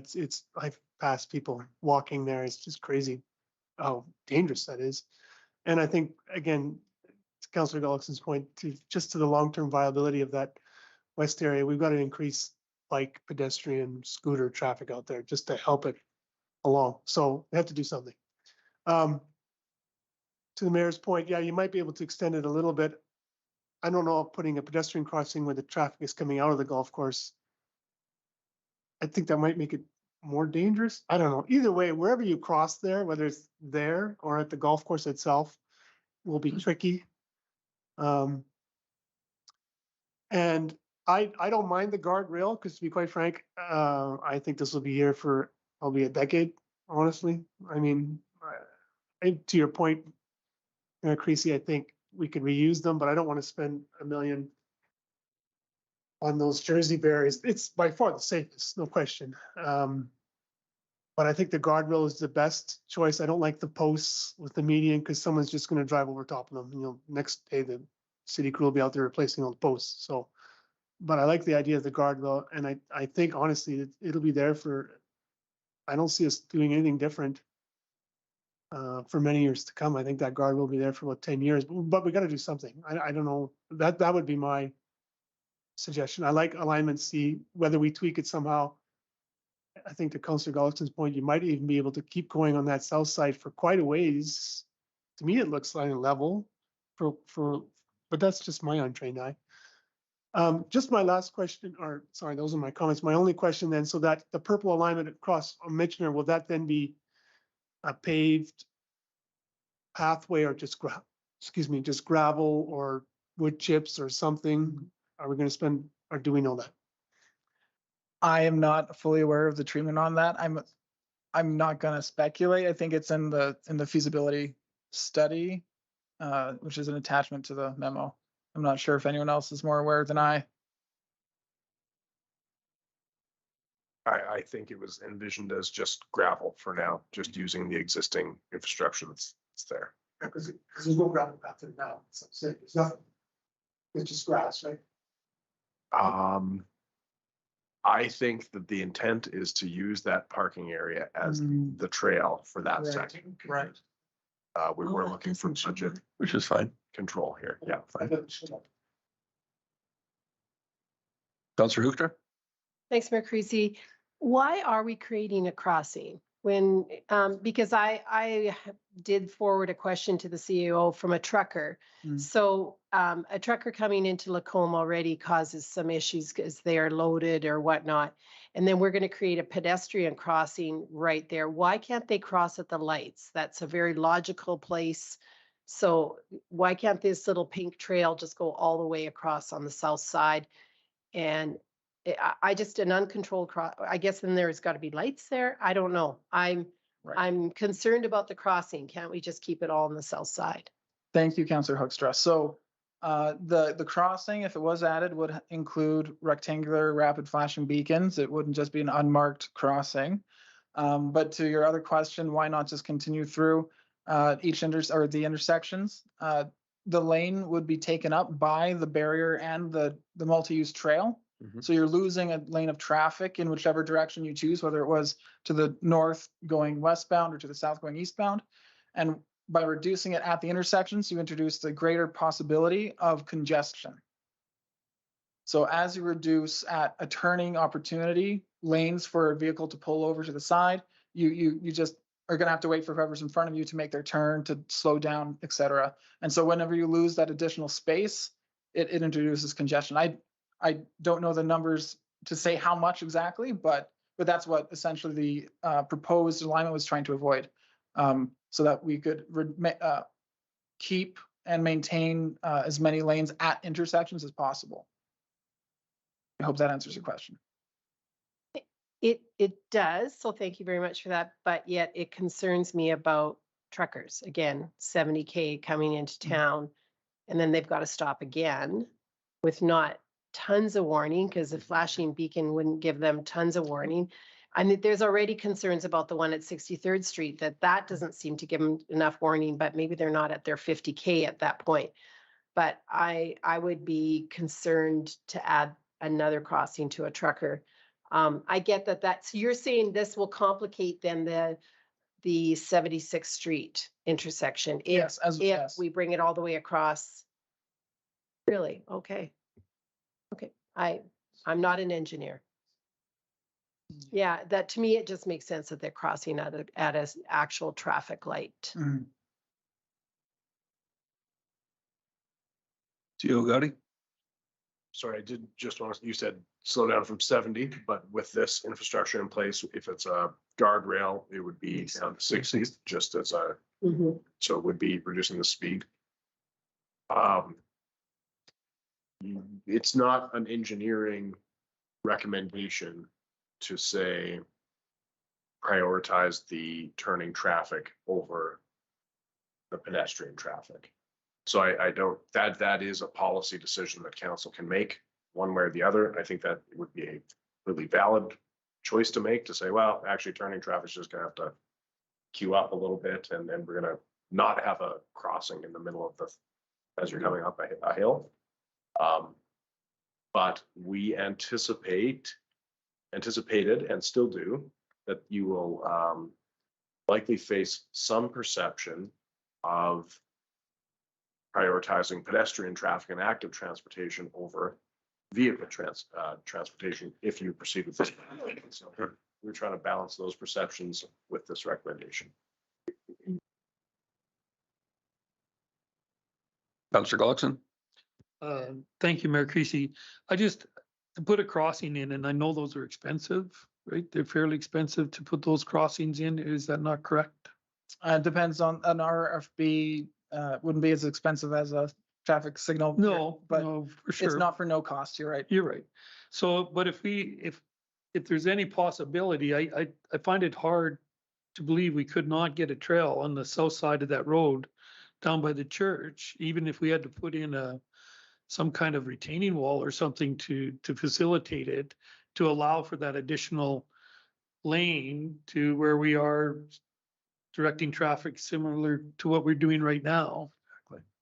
It just seems to me that that it is possible. It may be difficult, but I think it would be possible to put it on the south side, outside of the lane of traffic. Very good point. Thank you. Councillor Dallas? Thank you, Mayor Creasy. I guess I was really excited about this item on the agenda. I know when it first came to us, the initial price tags of $1.8 million to $3.2 million seemed outrageous and unfortunate, but we wanted something here. Feel kind of hampered now, but it's I'm still willing to take a shot at this here. So I want to thank everyone involved in taking this idea and bringing forward what I think is an excellent plan. The original concept from the $2 million price point, no doubt would have provided more scenic traveling, but the cost was hard to justify for expected use levels. At almost 1/4 of that original price tag, we're providing our residents and the vendors of this commercial area safe and accessible options to visit and work. I know there will be feedback from the will somebody think of the cars movement, but the report does an excellent job of showing that this road will still provide sufficient traffic flow well into the future and have taken congestion areas into account. I like the hybrid line. I also like the suggested concrete barriers with the flexible posts on them. I think they will be achievable, they're cleanable. City staff can manage them in the winters and take care of snow clearing as well, which I think is important in maintaining the use of this. So I am in support of what the city has presented. And in regards to some of the other questions, I think if by moving the crossing back farther, we introduce another additional 1/3 of cost in those barriers, because it just adds that much more where we have to do it. So that's my concern with moving crossing back as well. So thank you. Thank you. So I think that's kind of an important item to verify that Councillor Gullickson brought up on the 76th Street intersection. I think losing a lane for the initial crossing for trucks and for traffic coming in from the west into the city is very problematic. So if there's a way to move the trail off of the existing roadway much earlier and put it in the so-called ditch on the area toward in behind the Pentecostal church, I believe it is, that would be far preferable and give have that the funnel point to move into the single lane. I find that to be a little less disruptive than having an additional crossing further down the road, flashing beacons or not. This is not going to be particularly well received by a great number of people, especially truckers, and to institute yet another stopping point, especially on an uphill grade, I don't think is going to go over very well at all, and rightly so. I'd like to explore some ways around it. So I think that would, unless I'm mishearing everyone, I think we'd like to see some additional input put into the 76th Street portion to see how much sooner that we can get off of the existing roadway to include all 4 lanes as existing, utilize the existing traffic control device for the pedestrian crossing as well. Does that seem reasonable at this point to everyone? With that additional information, I know it does kick the can down the road another month or so to the next meeting, but this is kind of a big thing, and that we need to make sure that we've looked at all the possibilities. In that length of time, hopefully you can ascertain with the barriers themselves whether or not that'll be a factor for other council members. I don't know, but I would like to know. I think that what CAO Gowdy suggested, more often than not, you do see them continuous. However, there are lots of places where we see 1 or 2 as well. So I don't know what the if it's just a recommendation, if there's hard and fast rules, whatever it is, we'd like to know what it is. Understood. Councillor Dallas. Thank you, Mayor Creasy. Maybe I'm just being narrow-minded. I fail to see how large of an implication this would have on traffic flow. And I know we're making a big deal out of large trucks traveling this, but they are professional drivers. They plan their routes. They make movements ahead of time. And so I think this would have a much smaller impact on them than we think it would. I also think the amount of pedestrian traffic on it will have very little impact on traffic flow. And that although we want to put some concern on that, I think we don't need to put an aggressive amount of concern on that for the amount that it will actually influence this. So thank you. CAO Gowdy. Excuse me. So if I'm understanding correctly, depending on how council decides, but we will be looking at determining whether barriers can be used in a continuous or non-continuous method, and how that might affect the speed reduction requirement. And then look for a way to prioritize at least a turning lane. And I would say it's most likely for eastbound traffic turning north, that be prioritized at 76th Street. That align with For your eastbound traffic turning north, no, for eastbound traffic to be able to cross the intersection and still have the dual lane before it's forced into one further to the east.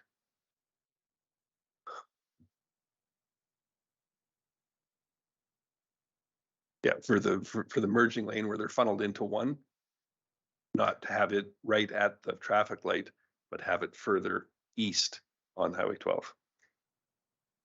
Because the pedestrians would already be off of the actual roadway. So if I may, Mayor, Certainly. I think you cross the street there at 76 to the south side. Then there's a trail there. And there's a trail for as long as we can get it up to basically what Councillor Gallatin said, where the guardrail starts, then we come onto the highway. continue, and then come off the highway as soon as, as soon as possible, that's viable to get back off onto the trail and continue on the south side. Yeah. Sorry if that helps. No. I'm just trying to. And then we don't cross the road, because the more I think about it, I don't want to be crossing the road there. No, That's, It's dangerous. if we can do whatever you can do on the south side. Good. So just for further clarification, there were some options there. I guess just to speak against the curved one on the posts, even with proper pinning and whatnot, I'm assuming we're not digging up the whole highway to install concrete. Sorry, say that again. I'm assuming that we're not digging up the whole highway to install the concrete to hold the posts in that one No, example. they'd be pinned, yes. They'd be pinned and whatnot. I think that's extremely problematic, hitting it with snow plows and that kind of thing. So I think that I would just as soon focus, have the opportunity to look into the Jersey barriers because of the speed advantages. That's great. Whether or not that comes to fruition, we'll know next time. But the other option with the guardrail system as a backup, is that reasonable?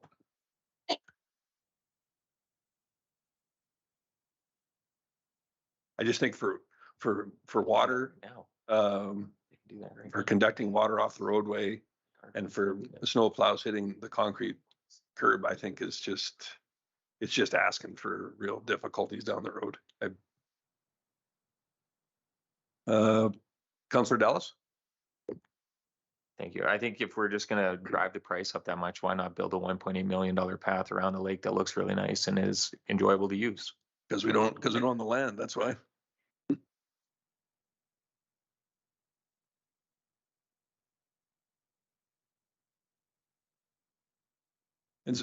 That was actually an interesting point with the cost of the path around the lake.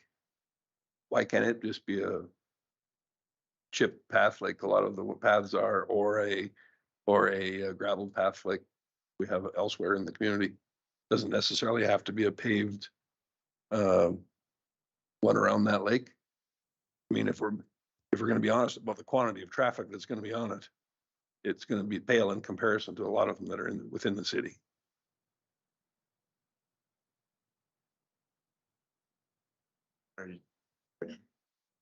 Yeah, well, why was that not a consideration? Because obviously the 3.8 million, I'm assuming was for a base work and for That's right. asphalt path, correct? Yeah, the city only maintains the paved trails in terms of priority snow clearing. And so if you were maintaining a all-weather access out to this site, then we would recommend asphalt. That is the only reason. It's possible that my mind's just not working tonight, but I just want to go back to the eastbound lane thing real quick. It was my understanding that the issue of going down to shrink the number of lanes was really in terms of queuing traffic for left turning movements. So westbound traffic is not going to be making left turning movements at 76th Street. There's no draw there. I mean, Sunday morning, that's it. Eastbound traffic turning north is going to be an issue, but could you not even, you had mentioned, technologist Bevins, that if you take the south alignment, you are necessarily removing an eastbound lane, but that's not actually accurate, is it? You could have two eastbound lanes and one westbound lane. As I understand it, there's two travel lanes each direction on Highway 12 currently. And to make the space for the multi-use trail, one of the lanes would have to be used. Right. But 3 lanes would allow for one eastbound, one westbound, and a dedicated turning. for one of the directions. For the eastbound is what I'm suggesting would be the. So I believe your alignment would be on the, if you want multiple turning lanes on the eastbound, then we're looking at the alignment A. The north, either green or dashed purple alignment. if I'm understanding.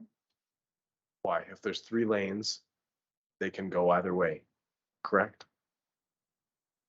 On if we were to follow alignment, the hybrid or A, then eastbound would have 2 lanes of traffic to make turns at 76th Street. But why not with alignment B?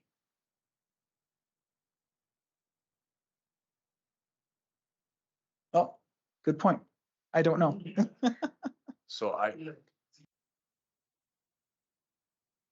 I think we can look at prioritizing a turning lane at 76th Street with a south alignment, with an alignment B. And that I believe would address not what you have talked about, not the choking down at the intersection. That issue would still exist, but because you'd have a dedicated turn lane at that intersection, traffic would naturally sort themselves the same as at the 58th Street. It would be the same situation as at the 58th Street. It's just that it's very problematic coming from the Cloverleaf to that area to expect it to straighten itself there with 2 lanes into 1. So there's still some issues with allowing that traffic to pass through the light and have an opportunity to funnel in, merge into the single lane eastbound.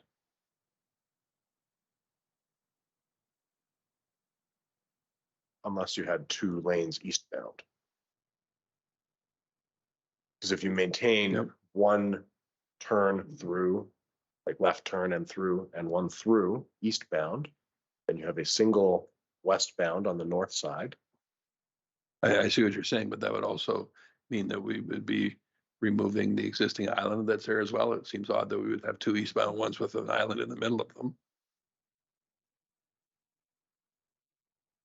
All the more reason I think we need to gather a little more information for the next month and have some options now that you're getting a better feeling on some of the priorities from council as well. I mean, this is a wonderful start, but there's a few areas where I think I speak on behalf of us all where we think we can improve a little. That's all.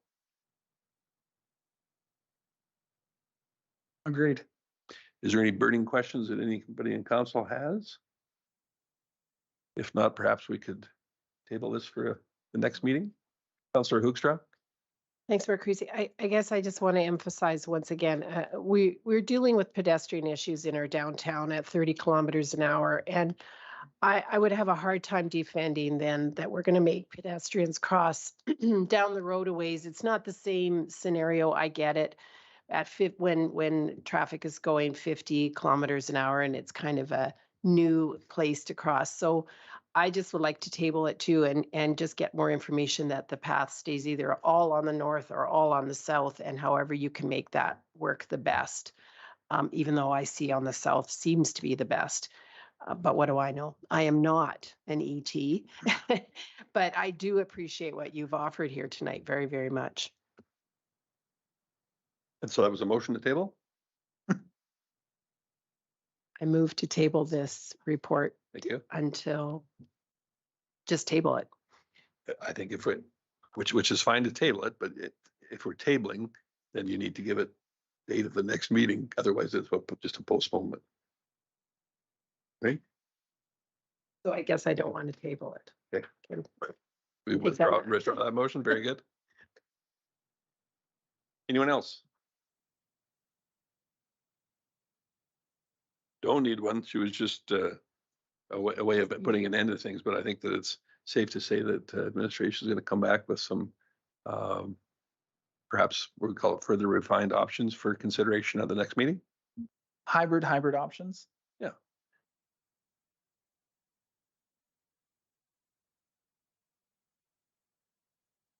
Gio Gaudy, are you confident that the direction has been given is going to provide enough? Or do we need to further complicate? I am confident, but I am just picturing someone from the public who is expecting a decision and maybe goes to look at it, that maybe it would be good to get would it be a deferral until the information requested is available? or a tabling to the July meeting? I'm not sure what the timeline would be. I think we can make July. Counselor Gullickson? Thank you. I'd like to table this item until our July 10th meeting when we can get some more information from administration. Thank you. Anyone else? We'll give administration a moment to input the tabling vote into our machines.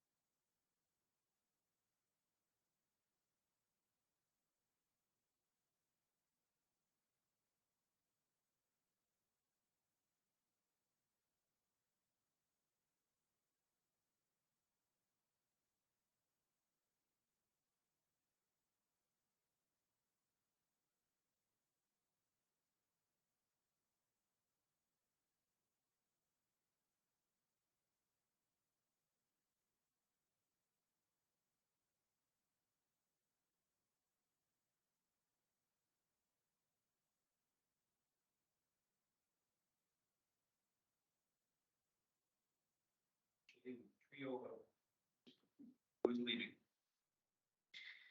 Go ahead. Thank you very much, Mayor Creasy. The moment we've all been waiting for, we get to talk about snow clearing on a very hot June day. I'm pleased to present the 2022-2023 Snow Clearing Policy Annual Review. The report on the agenda does present an overview of the snow clearing operations for the most recent winter season. It covers 4 aspects of snow clearing. The first aspect it covers is snow clearing on roads. The second is snow clearing on sidewalks and trails. The third is bylaw enforcement related to snow. And the fourth area that the report covers is public comments summary on the policy and practices. And these are comments that we heard at events or were sent into the city that have been consolidated and included for your information and review during the review of this report. Now, for the portions on the parks and the trails, as well as the bylaws, I am joined by a trio, and I'm going to ask my colleagues, Director Lapointe and Director Pichet, to assist me, but I'll begin with the roads portion. Under roads, the resources allotted for snow clearing in the winter of 2022 to 2023 were adequate. And in comparing this past winter to the previous 2 winters, overall, it was a year that was quite similar with regard to clearing activities. Now, I did want to point out administration noticed one little typo in the chart on the second page of the report under total days for city snow clearing services in 2022-2023. That says 48, but it should be 71. So that was just a typo. But the report does present public feedback received around road clearing. And there were several requests for service level changes under 3 general categories. And these were increased clearing frequency and priority, requests for hauling away the snow rather than creating windrows, and accessibility requests. The downtown accessibility requests can be addressed operationally, so there are no roads policy amendments recommended. And Manager Lodgson is in council chambers if there are any operational questions. But at this point, I can turn the report over to the other directors to present on the sidewalk trail and the bylaw components, please.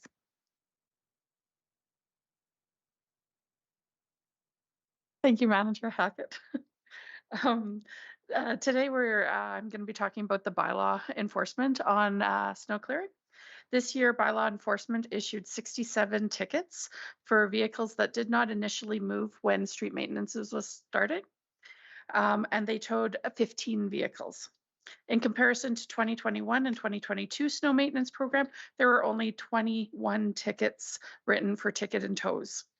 Bylaw enforcement successfully worked with 134 property owners who met compliance by moving their vehicles when requested. This year, though, safety on sidewalks was focused on, and this is proven by bylaw enforcement writing 154 tickets throughout the year of 2022-2023. Last year, there were only a small handful of tickets that were written. Bylaw enforcement is there to support streets and roads with the street maintenance programs and does not have any recommended changes to the policy that for bylaw enforcement purposes. And I'll pass that on over to Director Lapointe.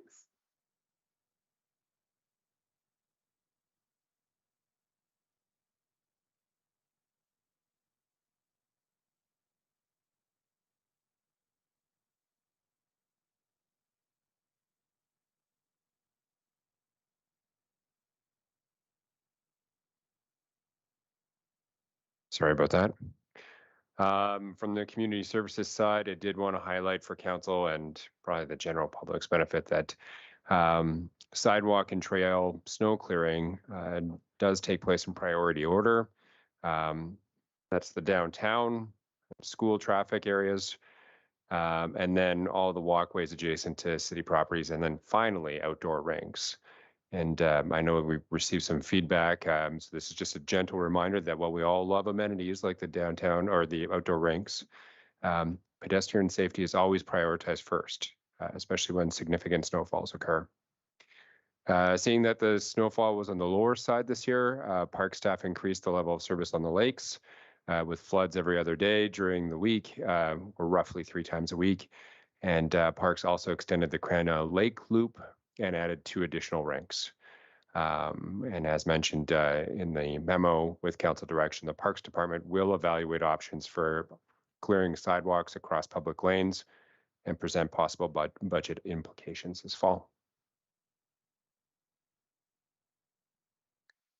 So in conclusion, it is recommended that council direct administration to evaluate the budget implications of snow clearing on sidewalks across public lands for consideration during the 2024 budget deliberations. Thank you.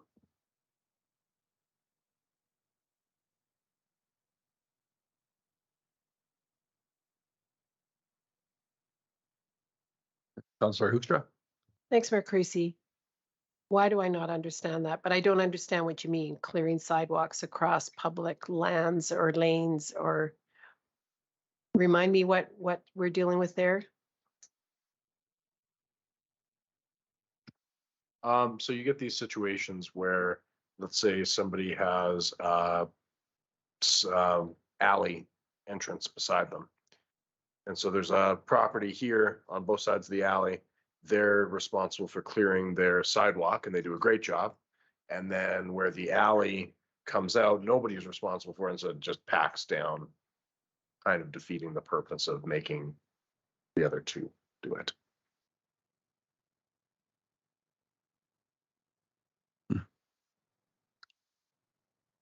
Councillor Ross. Thank you, Mayor Creasy. I had a good conversation with a citizen the other day that made a pretty compelling argument towards complete citywide snow removal that we seem to annually debate. I've had a lot of conversations with Director Pouchet and always advocated for community standards and so on, how we could help administration try to enforce it more smoothly. And yet the residents that expressed concerns about their snow on their property, sand, salt, and so forth, you really should compliment those residents that want to go to the hard work, heart and pride and effort of maintaining their yards to contribute to community standards, yet we plow the snow on their lawn. So I'm kind of contradicting myself that I've always voted against it because of the cost. Yet it would be interesting to know how many complaints that administration has to deal with throughout the winter or the spring after, to maybe reinvestigate again as to come back with a quote to have total snow removal. Because yeah, we're having Director Pache's department enforce community standards, but yet we're not really supporting those citizens that do have some damages that they're putting their efforts into having a beautiful yard. So I would like to see that come back in the report in the fall for budget. If I may, that'd be greatly appreciated. Councillor Hibbs. Thank you, Mayor Creasy. So two areas that I wanted to ask about just for clarification so that I'm understanding, just because they generated a lot of discussion and I thought that they were rather worthy of consideration. So the one was the street clearing practices near the food bank. If I recall correctly, and definitely correct me if I'm incorrect, but right now that stretch is Wynn Road that is on that block. And the request was to add that as one of the blocks that it's removed. So that change is not being considered in this memo, is that correct? That is correct. So I would ask that that be reconsidered. Another area that I think is worthy of a change is if I look at the snow removal, like, whether it's hauled, whether it's cleared, map, let me just pull it up here, sorry, the roadway snow removal type and cleared and hauled. If you zoom into Telford Crescent, now I'm not suggesting all of Telford Crescent, but I'm talking about the southern hook, the part that's closest to the school. Right now, also, I believe, is Wynn Road, where it's on that stretch that's next to Terrace Ridge School, is that correct? And considering that it is a school and considering the high density of, young school children, because of course the grades that we're talking about there, I think that it, again, is a small change that we should be making where that snow is removed from that section. Again, not all of Telford Crescent, because Telford Crescent loops all the way around and then connects onto, Taylor and Terrace Heights Drive. But I think just in that close proximity to the school, I think that it would be a great benefit to have that snow actually removed, keep that road wide, give an opportunity for children to more safely access that school. And that is a busy road with people not only accessing the school, but of course people are leaving that community and trying to get to work or wherever it is that they are needing to go. School buses are on that road, not just the ones that obviously that are going to that school there, but just other area schools. So those are two areas that I think should be considered being changed for the policy next year. Others can weigh in on what they think too. Thank you. I guess I've kind of beaten this horse to death over the snow removal, and while we can go through and pick out specific areas throughout the city, I don't see if there's any question that it causes a great deal of inconvenience and safety concerns for a whole lot of people when we windrow snow in areas where it probably shouldn't be, when there's sidewalks and that kind of thing. I would be all in favor of pursuing the methodology where we would see snow removed from city streets where we cannot or should not windrow. That is in ditches and industrial areas, or on my residence for street on Wolf Creek Drive on the north side. There's no one lives there. I mean, it's not as big a deal, but everywhere else, I don't expect most of council is a whole lot different. I hear from people throughout the winter over concerns about safety concerns, and they push snow on my driveway and where I walk, and now my street's too narrow, I can't park. There's just complaint after complaint after complaint, and then it melts, and then you put up with a whole nother round of complaints over sweeping the grass and putting it back the way it was. And quite frankly, most of them do not ever get done, which does deteriorate the look of our city over time. And I think that's time that we need to look into having a far greater percentage of the snow removed from the streets permanently. We invested a great deal of effort and money into a place to put it, and I think it's time that we consider a way to actually utilize that facility and take it there. Councillor Gullickson. Thank you, Mayor Creasy. I'm not going to bring forward any individual locations. I mean, I think what you're proposing is a general one for the whole city. I like that idea. Whether I vote for it or not is a different thing, but the 71 days of snow clearing compared to 40 days the previous year, and my memory is poor as I get older. And I don't think there was a lot of difference between the 2 years as far as amount of snow, if I can remember correctly.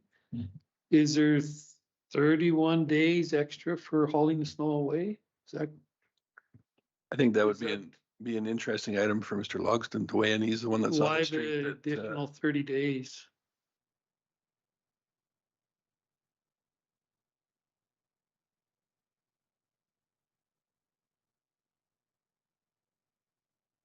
Oh, thank you, Councillor Gullickson. I thought that might come up, because you see that number and like what happened, but November 1st or 2nd, we were hit with our first round of snow. So we got the priority 1 and 2 roads cleared. And then just before that weekend, we got hit again with a multi-day snowfall event, which triggered priority 3 snow clearing for the whole city. So we started, I believe, around November 15th, and it took about 27 days for that first round of priority 3 snow clearing. In between that, there's a bunch of freeze thaw, warmer weather, colder weather, snow events. So we were staying busy with our priority 1 and 2 snow clearing. We do experience drifting with Metcalf Ridge, Mackenzie Ranch, the northwest area, the outlying subdivisions. So we got to go in periodically and get some residential for the drifting.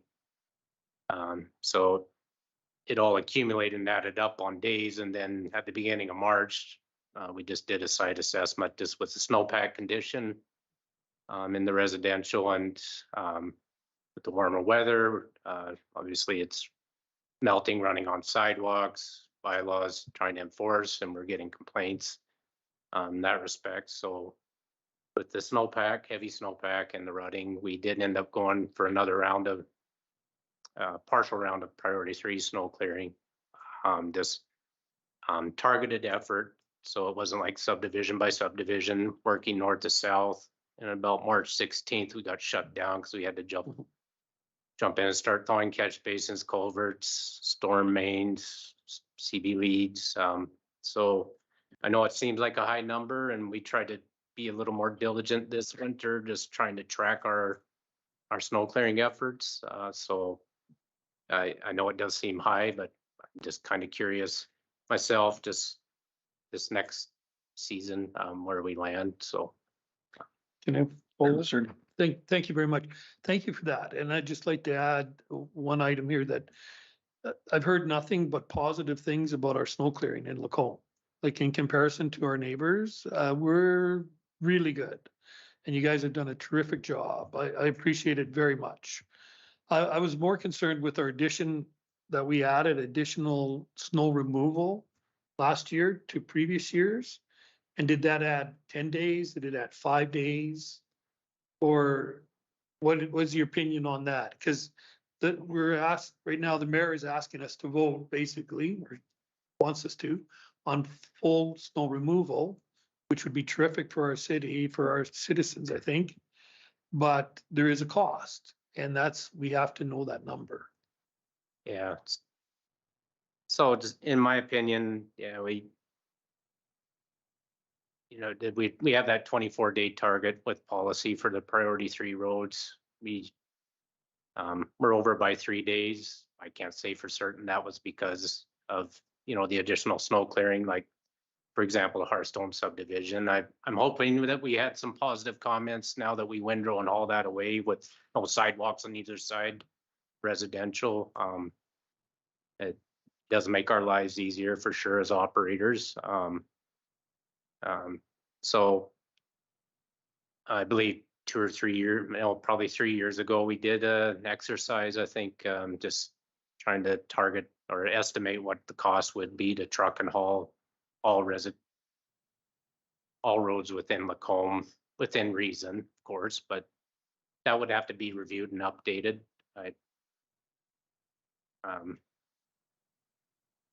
Certainly in support of that direction, should it be feasible and, you know, budget friendly, I guess. So, but it certainly would be something we'd have to review and bring back just during, because there are budget implications and resource, and then potentially time restrictions that will have to be reviewed just to update mostly our priority 3 snow clearing timeline. So expect the 24-day will be extended.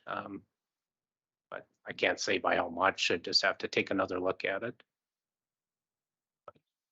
So I don't think anybody's asking you for hard No. and fast numbers and a crystal ball to look at this.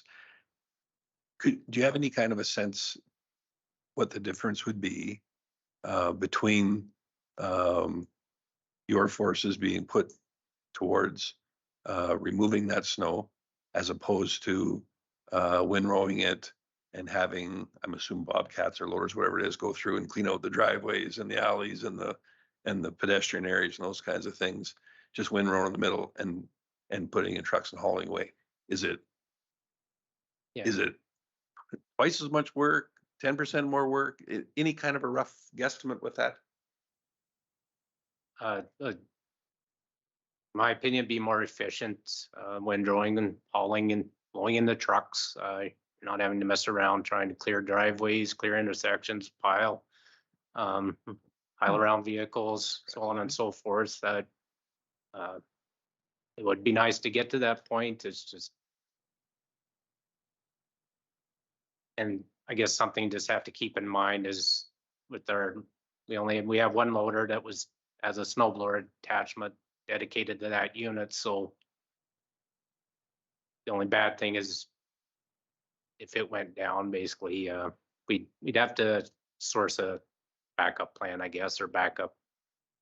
We're fortunate with who we deal with that lower attachment that they have loaners, but that's not saying they have loaners for every municipality, so to speak. So it's kind of first come, first serve. So having the blower makes it way more efficient for hauling snow. Like if we were going to go that direction, just windrowing and hauling all roads. So that's just something I would caution with our resources is there's always that potential that, 5-6 years ago, we sucked up a 4-inch piece of 2-inch,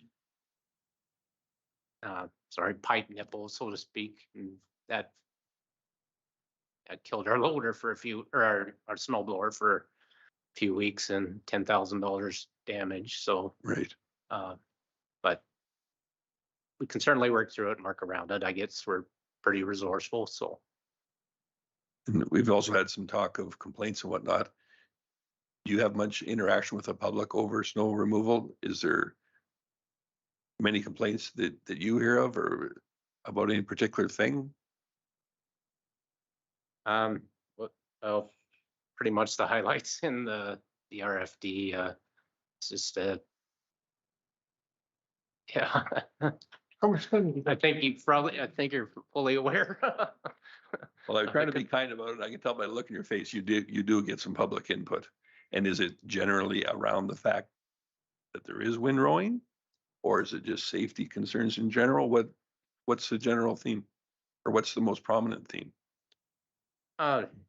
Certainly windrowing to the sides, the salt sand residue on the lawns, the piles at the driveways, the pooling when the snow melts in the spring because of the piles and the windrows. It's almost like every driveway is its own little pond in some cases, so we do get a fair amount of complaints about that. And the food bank, you know, just because of the narrow boulevards, it is split and windrow to the sides, but given the narrow boulevards, when the windrow falls on the sidewalk, and then it also, there's some low spots that freeze thaw cycle. They've caused some hazards, and certainly some complaints that Councillor Hibbs had, or some safety concerns that are aware of. So, but yes, no, generalized, nobody likes the windrow of snow on their side. If, you know, if you're fortunate enough that you have a sidewalk on your side and not your neighbor across the road doesn't, then you know, you're okay for now. But you know, except for areas where there's sidewalks on both sides of the road, then we alternate and cover one sidewalk each on an alternating annual basis. At least you get to hear from different citizens each alternate year then. Yeah. I appreciate your honesty. Thank you. Councillor Dallas? Thank you, Mayor Casey. I would be interested in hearing in regards to Councillor Ross, full snow clearing. Some comments have been made that, you know, maybe the cost isn't all that astronomical and it could be affordable. And so absolutely, let's find out and let's understand. I guess my biggest concern is in regards to just the timelines. We spent 71 days clearing snow for what just rough estimate is 135 days of the season. And I'm not sure what schedule we work, but that's 88 working days. Maybe they are on a full schedule where it's just 7 days a week and it's not that much of an impact to budget in regards to overtime. So that's my biggest thing is if we're just going to be overloading it and just cleaning snow for every single day of the winter and not actually getting our priorities done, then that's my biggest concern against it. Thank you. I think somebody may argue that is a priority, but and I think we know what you meant. Thank you. Yeah. You had something to add? Go ahead. Oh, no, sorry. Yeah, thank you, Councillor Dallas. Yeah,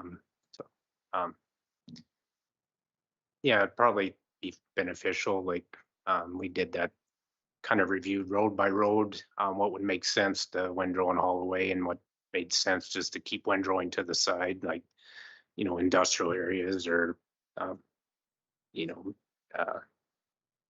obviously Highway 2A and others on a case by case, section by section, so to speak. So we just work as of now, just Monday to Friday, but when snow like a snowfall event dictates that, you know, we get 15 centimeters of snow on a Friday, we're going to come in Saturday and, you know, clear our priority 1s and 2s. And to your point, yes, we do have to be mindful of our resources, and we've got a great team, great operators, and they're flexible. Like, you know, we might work through the day, go home early, and then we flip to a night shift to clear the downtown core. And certainly all that has to be factored in if we do increase the service level, and just not to burn our folks out, and just be mindful of how the length of priority 3 snow clearing. Yeah, but yeah, I think it's just that next step. I believe it's with the motion last year to windrow and haul away the residential areas without sidewalks on either side was a good test. Probably had we not had that first shot of snow there in November that required a bunch, I guess a huge effort with contracted services just to get ahead of the game, so to speak, because we thought we had a long winter ahead. So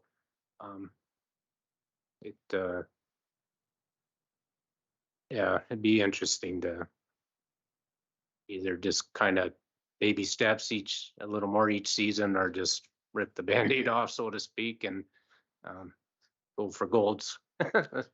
Thanks. Councillor Connick? Thank you, Mayor Christie. So a couple of comments. I would echo Councillor Gullickson's. All I hear are good things about snow removals. So I think you guys did a terrific job. No matter what we do at the end of the day, we'll still get complaints. So even if we do pull it all off the streets, but I agree. I think we're almost at a point, we keep picking away at this and picking away at it, that maybe I would agree with Councillor Dallas and Ross and the mayor that maybe this fall we need to see what it would look like to do the whole city. And to your point and the mayor's point, yeah, CNE Trail north of Woodland, you can still shove on one side or on both sides, right? There's areas you don't need to windrow. But to pick and choose, I think we just need to, go for it. But I do think if we do that, we need to seriously look at the purchase of a second blower, because if you're gonna make that jump, like you say, if it goes down and we're demanding and we put it out there that we're gonna remove all of it and we're down for 2 weeks, you guys will never get, you won't never catch up, but you'll be really behind the 8 ball. So I would agree. I think we should look at those numbers, but I think that number would have to include a second blower, because that's a big uptake, and if it goes down at all, we're really in trouble. Interesting comments. Well, I think the blower is certainly a preferable and more convenient way. I think for many, many years it was done with a straight loader, of which there's lots of those around. So I don't know that that might be something that we want to consider down the road, but that is an extremely costly item that to do it on a test basis. Maybe we'll do this, consider the snow removal for a couple of years, and the citizens won't appreciate it. I think the chance of that might be slim, but worth consideration down the road. I don't know that it needs to happen the very first year that we attempt this, though, in my opinion. Councillor Hoekstra. Thanks, Mayor Creasy. Yeah, thank you for reminding us what we kind of did an incremental start to it last year with the streets that had no sidewalks. And I just was going to suggest, is there another increment that we could start? But if you want to pull the Band-Aid off, as you said, we'll look at those numbers. What I would like to add to the snow clearing is definitely looking at what's the cost to keep our ice services clear every day of the winter. So that includes weekends, because we've had a lot of comments from citizens, maybe not all of them coming through, but that like Crana Lake is covered in snow on the weekend when they want to use it. So I'd like to hear what that would cost.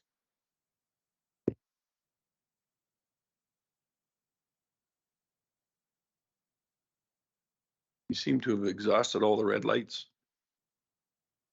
Do we have any, Councillor Dallas? Thank you. I think I was going where you were going to lead me.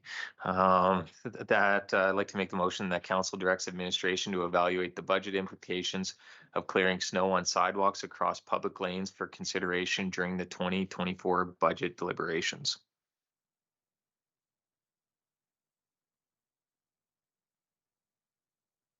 No.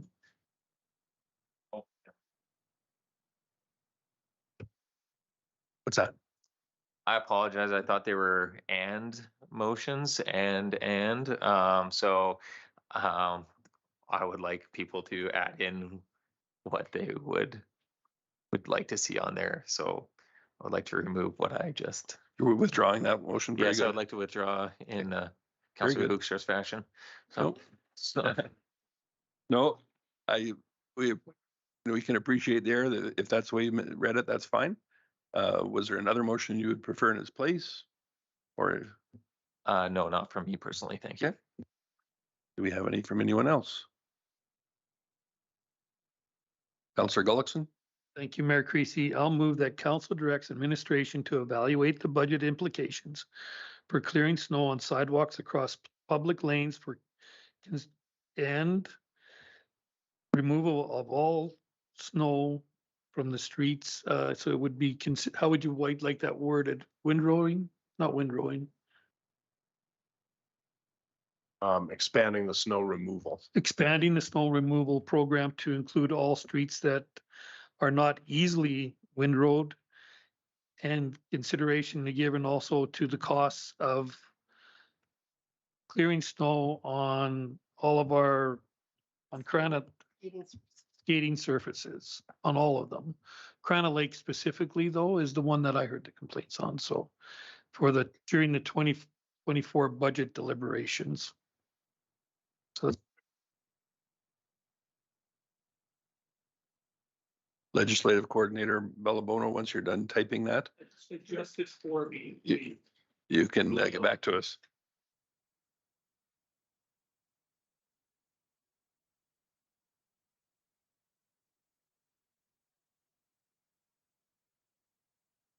It was hard to print.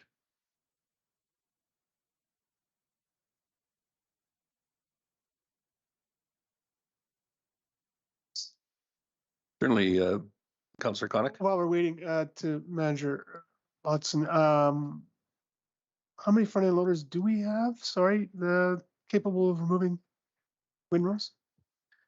Right now, we just have one front end loader, and which with the snow blower attachments, just switch back and forth. We do have one rubber tired backhoe just for clearing driveways and intersections, and 2 skid steers. Yeah.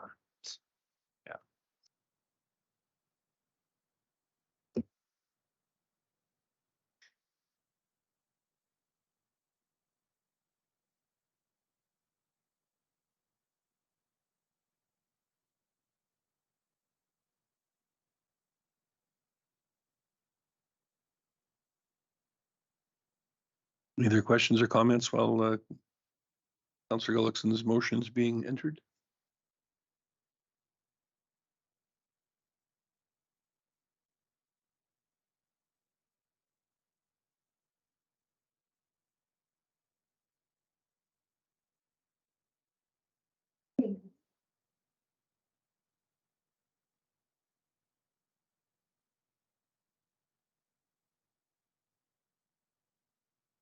Definitely gonna need some more time.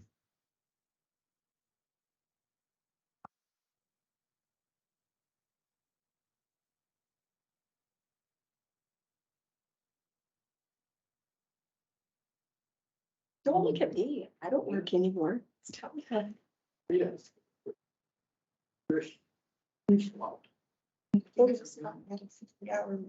Last week. Doing names.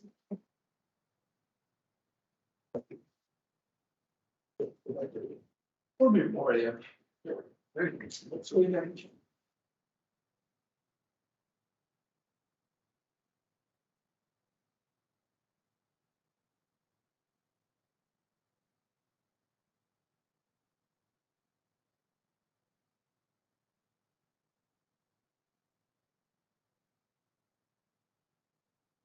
Coordinator Bellabono, is that confusing for you to read it back to us while you're still inputting, or?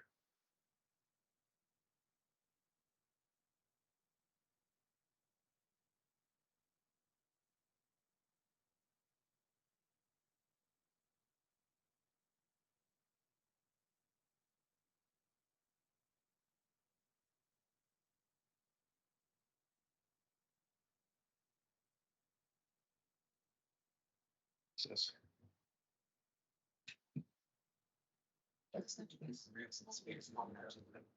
Here's you.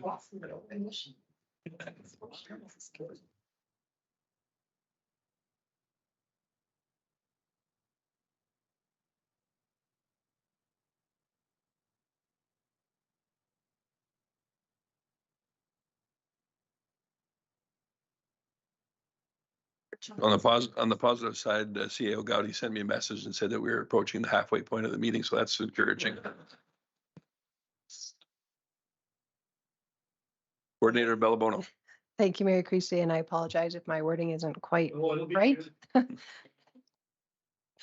That council directs administration to evaluate the budget implications of snow clearing on sidewalks across public lanes and expanding the snow removal program to evaluate the removal of windrows in areas and provide clearing costs for snow removal from all services all year for consideration during the 2024 budget deliberations.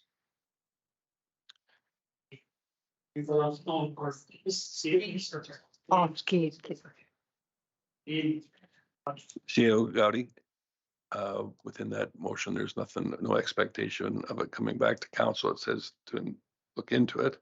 Is there a time frame when you would expect that to be available to council, that request?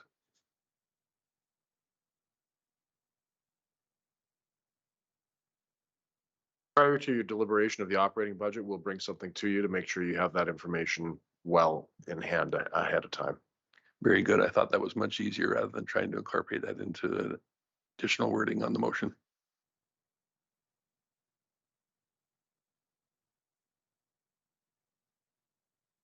If you just want to reread the last sentence, you don't need to do the whole thing again, I don't think. And provide clearing costs for snow removal from all skating surfaces for consideration during the 2024 budget deliberations. I think that's fine. And then if it's a monetary thing, we need to prioritize, then we can talk about specific sites for skating surfaces. Is that fair? Very good. So everyone clear on the motion? Is there any additional comments now that it's been read back to us? And will that be available in our devices as yet? Just gave it to IT. Okay. Could we hear it one more time though, as you, I'm sorry. Sure.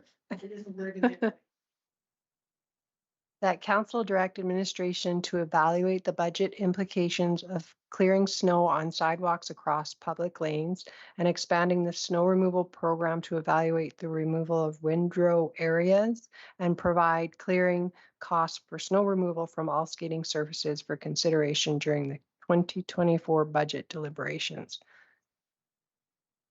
So I believe that certainly is the intent. I'm sure we could do the AMA thing and spend 3 weeks condensing it down to much less wordage, but that's clear direction to council, is it, or to administration, is it not? Very clear. We will be bringing a memo that says this much to expand the windrow removal, this much to do the snow clearing on the rinks. This much will break out Crana Lake specifically, to do all of them, and then Crana Lake specifically. And then we'll also we'll take a look at the Telford thing and what was the other one I had? I think those are windroad ones anyway, but. So we'll make sure to address it all in a memo. You'll have the cost, and then when we do the operating budget, you'll say yes to this, no to that. Thank you very much.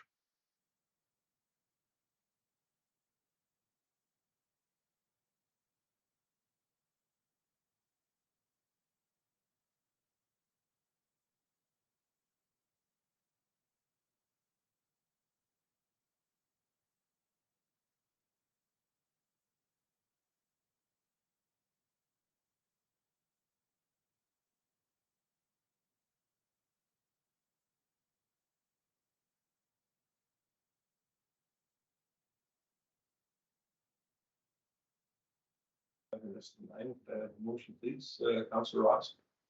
Thank you, Mayor Creasy. I also move that motion go after 9 o'clock.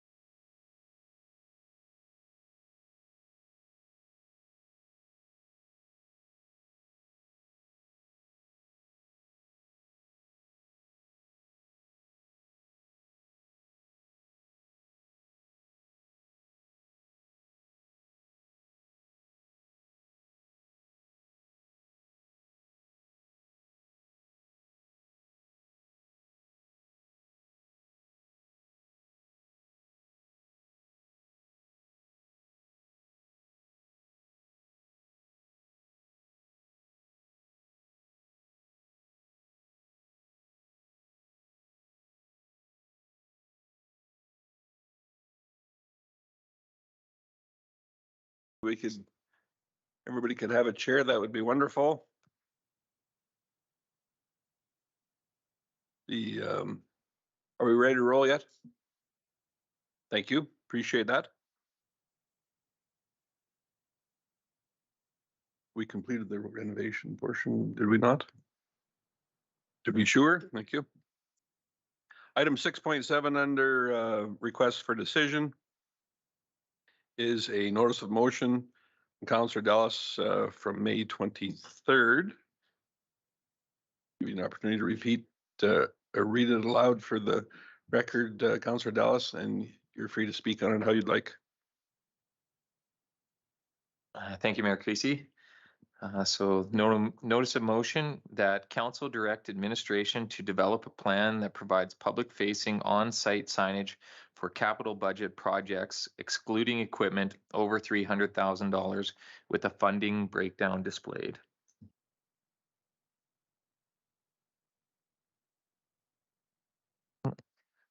Please, thank you.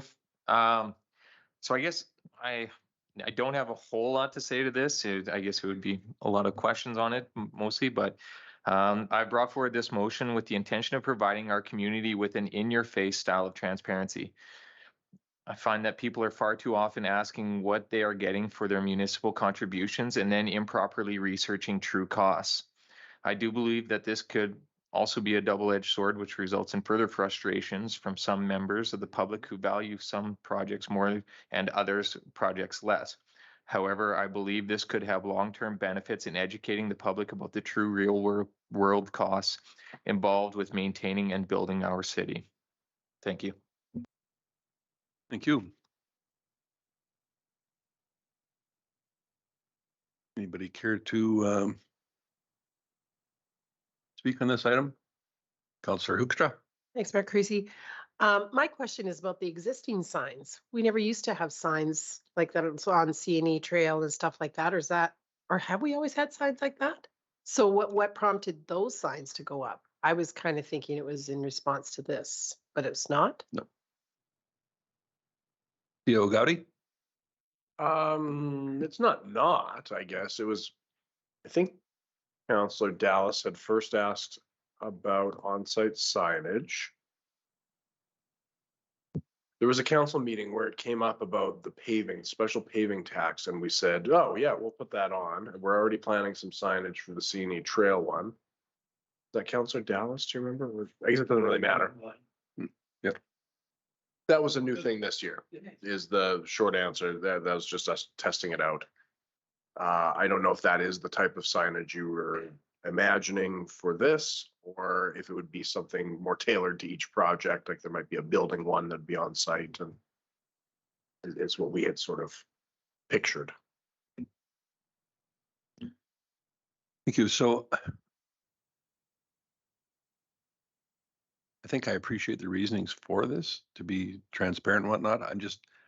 I'm not sold that the public is going to see it as that, I guess is the one that I struggle with. It's a difficult thing for me to support in its current form. I think that the threshold needs to be far higher. I just see a whole lot of signage being done on a lot of projects and it looking a little messy around the city. I'm not sure that the public is going to glean or quite frankly could care less on a $300,000 road upgrade on a little piece or something to say that $270,000 of it came from their taxes and 30,000 came from some grant. I don't see that as being that impactful. However, I do kind of like the signage that was up that was referenced by Councillor Hoekstra about smooth roads coming and whatnot to inform people where in the community upgrades and changes are in fact going to happen. As far as an overall cost breakdown, we've certainly seen that on larger projects, especially where it's required by generally other orders of government, provincial and federal. I just don't know that it's going to have the positive impact that we would hope, especially for the cost, because it'll be far more than what we think it's going to be to cost or to put these signs up for all the projects over $300,000. So yeah, so that, for that reason, yeah, I'm not totally enthralled with it myself. Councillor Conick? Thank you, Mayor Christie. No, I don't mind I don't mind this motion at all. I think, I would agree with you. I think the threshold needs to be a little higher. Maybe it's 500,000, maybe it's 750,000, I don't know. But I don't think it hurts any. I mean, that people wonder all the time where the money's going. As for cost, I don't think it'll be that much. I mean, those signs can be reused. You just repaint it, put another for the next project. So I support the motion. I do agree. I think the threshold should be a little higher. Otherwise, I think, yeah, you could have 20, 30 of these signs around town, but other than that, I support it. Councillor Hibbs? Yeah, I also generally support it, probably with a higher threshold. I think that those signs that we have up already could easily be adapted. You would just put a bar on the bottom that simply could get changed out, which just gives the, overall cost of the project, and that could just be changed to, match whatever project is showing. I totally appreciate the transparency. It's definitely something that I really enjoy, but I also wonder, like, I don't think we need to go overboard, like, explaining every single little detail. But it would be neat maybe to incorporate into a sign that directs you to somewhere on a dedicated landing web, like a page on the website that actually can break that down accurately, because that is literally the point, is so that people can look easily and see what these are. And I think my favorite part of this suggestion is that it really does bring home to the taxpayer what it does cost to do these things, because they're constantly asking me, we want this, we want this, we want this.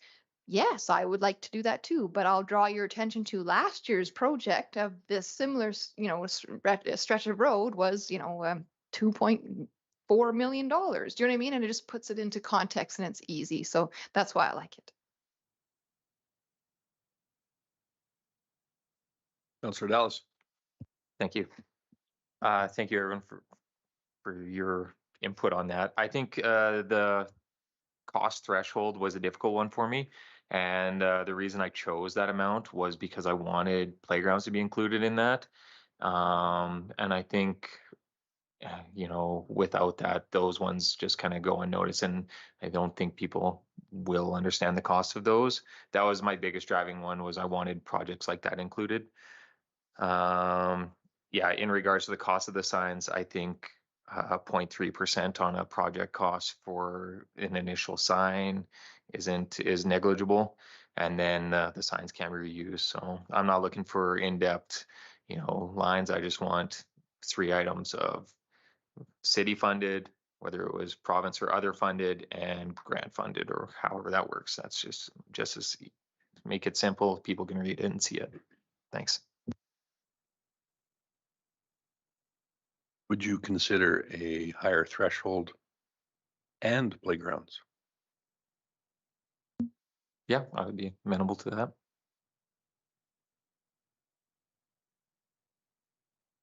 That would be far more palatable to me. I think it's a great reasoning, because they are expensive around that $300,000 mark. It seems lots of them. However, in the underground and roads, $300,000 means every single project that we do, basically, pretty much. Mm-hmm. So I just think that's too many around the community. Is the only reason I would suggest a higher number. Yeah. For that, but including playgrounds, that's fine. Something to consider anyway. But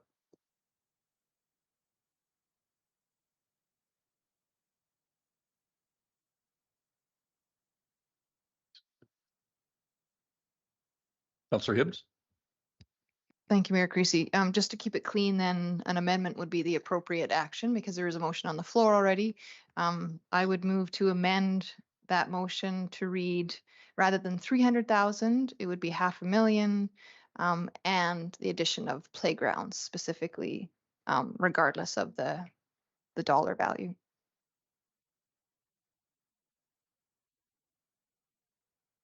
Councillor Dallas? Thank you. Yes, I'm not really familiar with how this would have gone forward. I guess before amendments, I would have been curious to hear the amount of projects that actually are over $300,000 before And then Chief Cuddy, would you have a rough estimate with that? Yes, I did. So outside of the capital works program, where you're correct, the majority of the projects, 95% of them or something, are over 300,000. Outside of that, there was only 3 projects that would have exceeded this threshold. And then the playgrounds, if they're added in as well. So it'd be a handful of projects other than those capital works, road rebuilds, that sort of thing.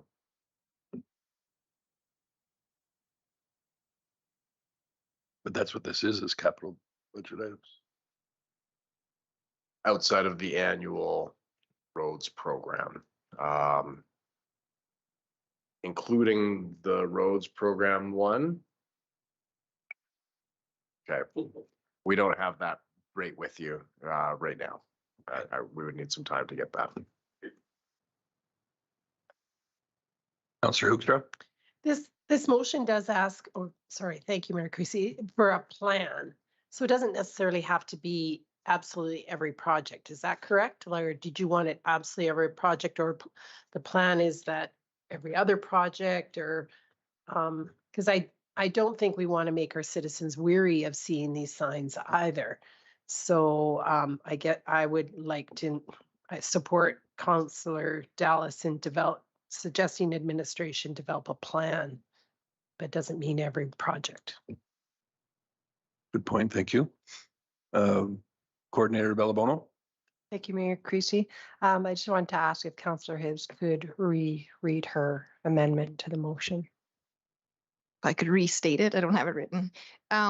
So that's, the amendment would be to remove the $300,000 threshold and replace it with $500,000 threshold, and add and playground development.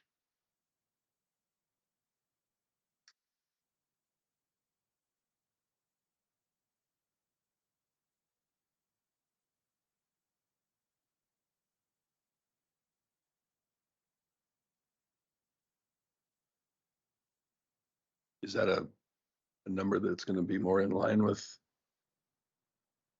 council? Okay, very good. So give the IT department a moment to input the amendment, including playgrounds and projects that break the $500,000 threshold.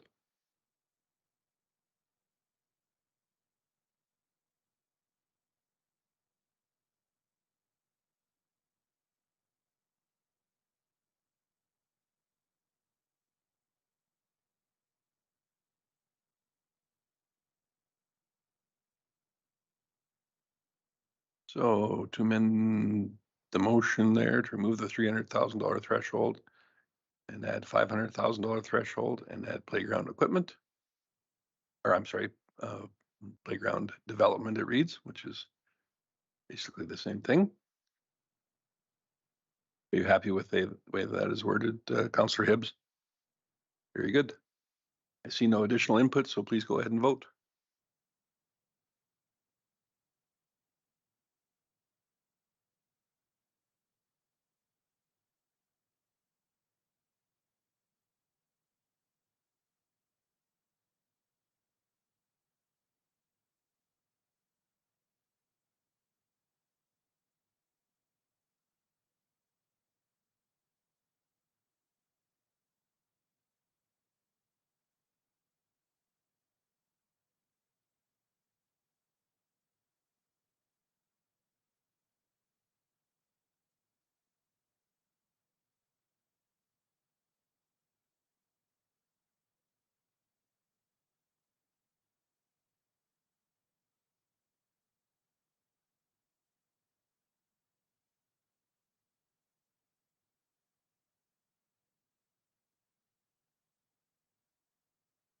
Because of the amendment, I expect that might take a moment to rework as well.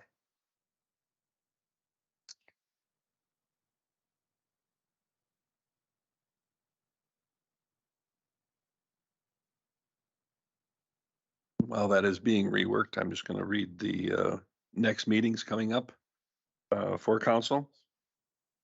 One regular council meeting at 5:30 PM here in Chambers on Monday, July 10th.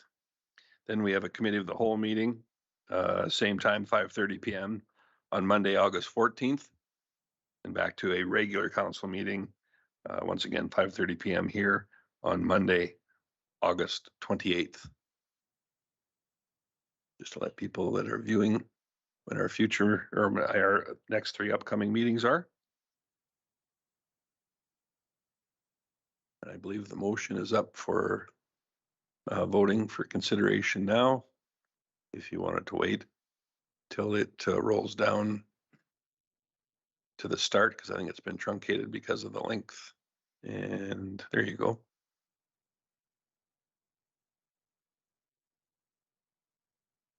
So to be clear, that motion is viewable for people watching online as it is on those screens there, or it is? Thank you.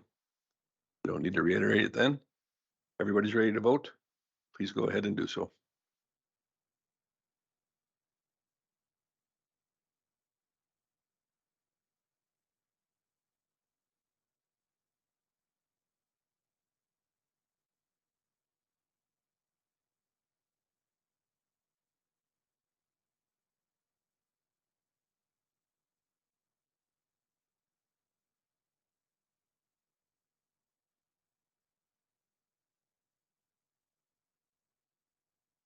Motion to move in camera.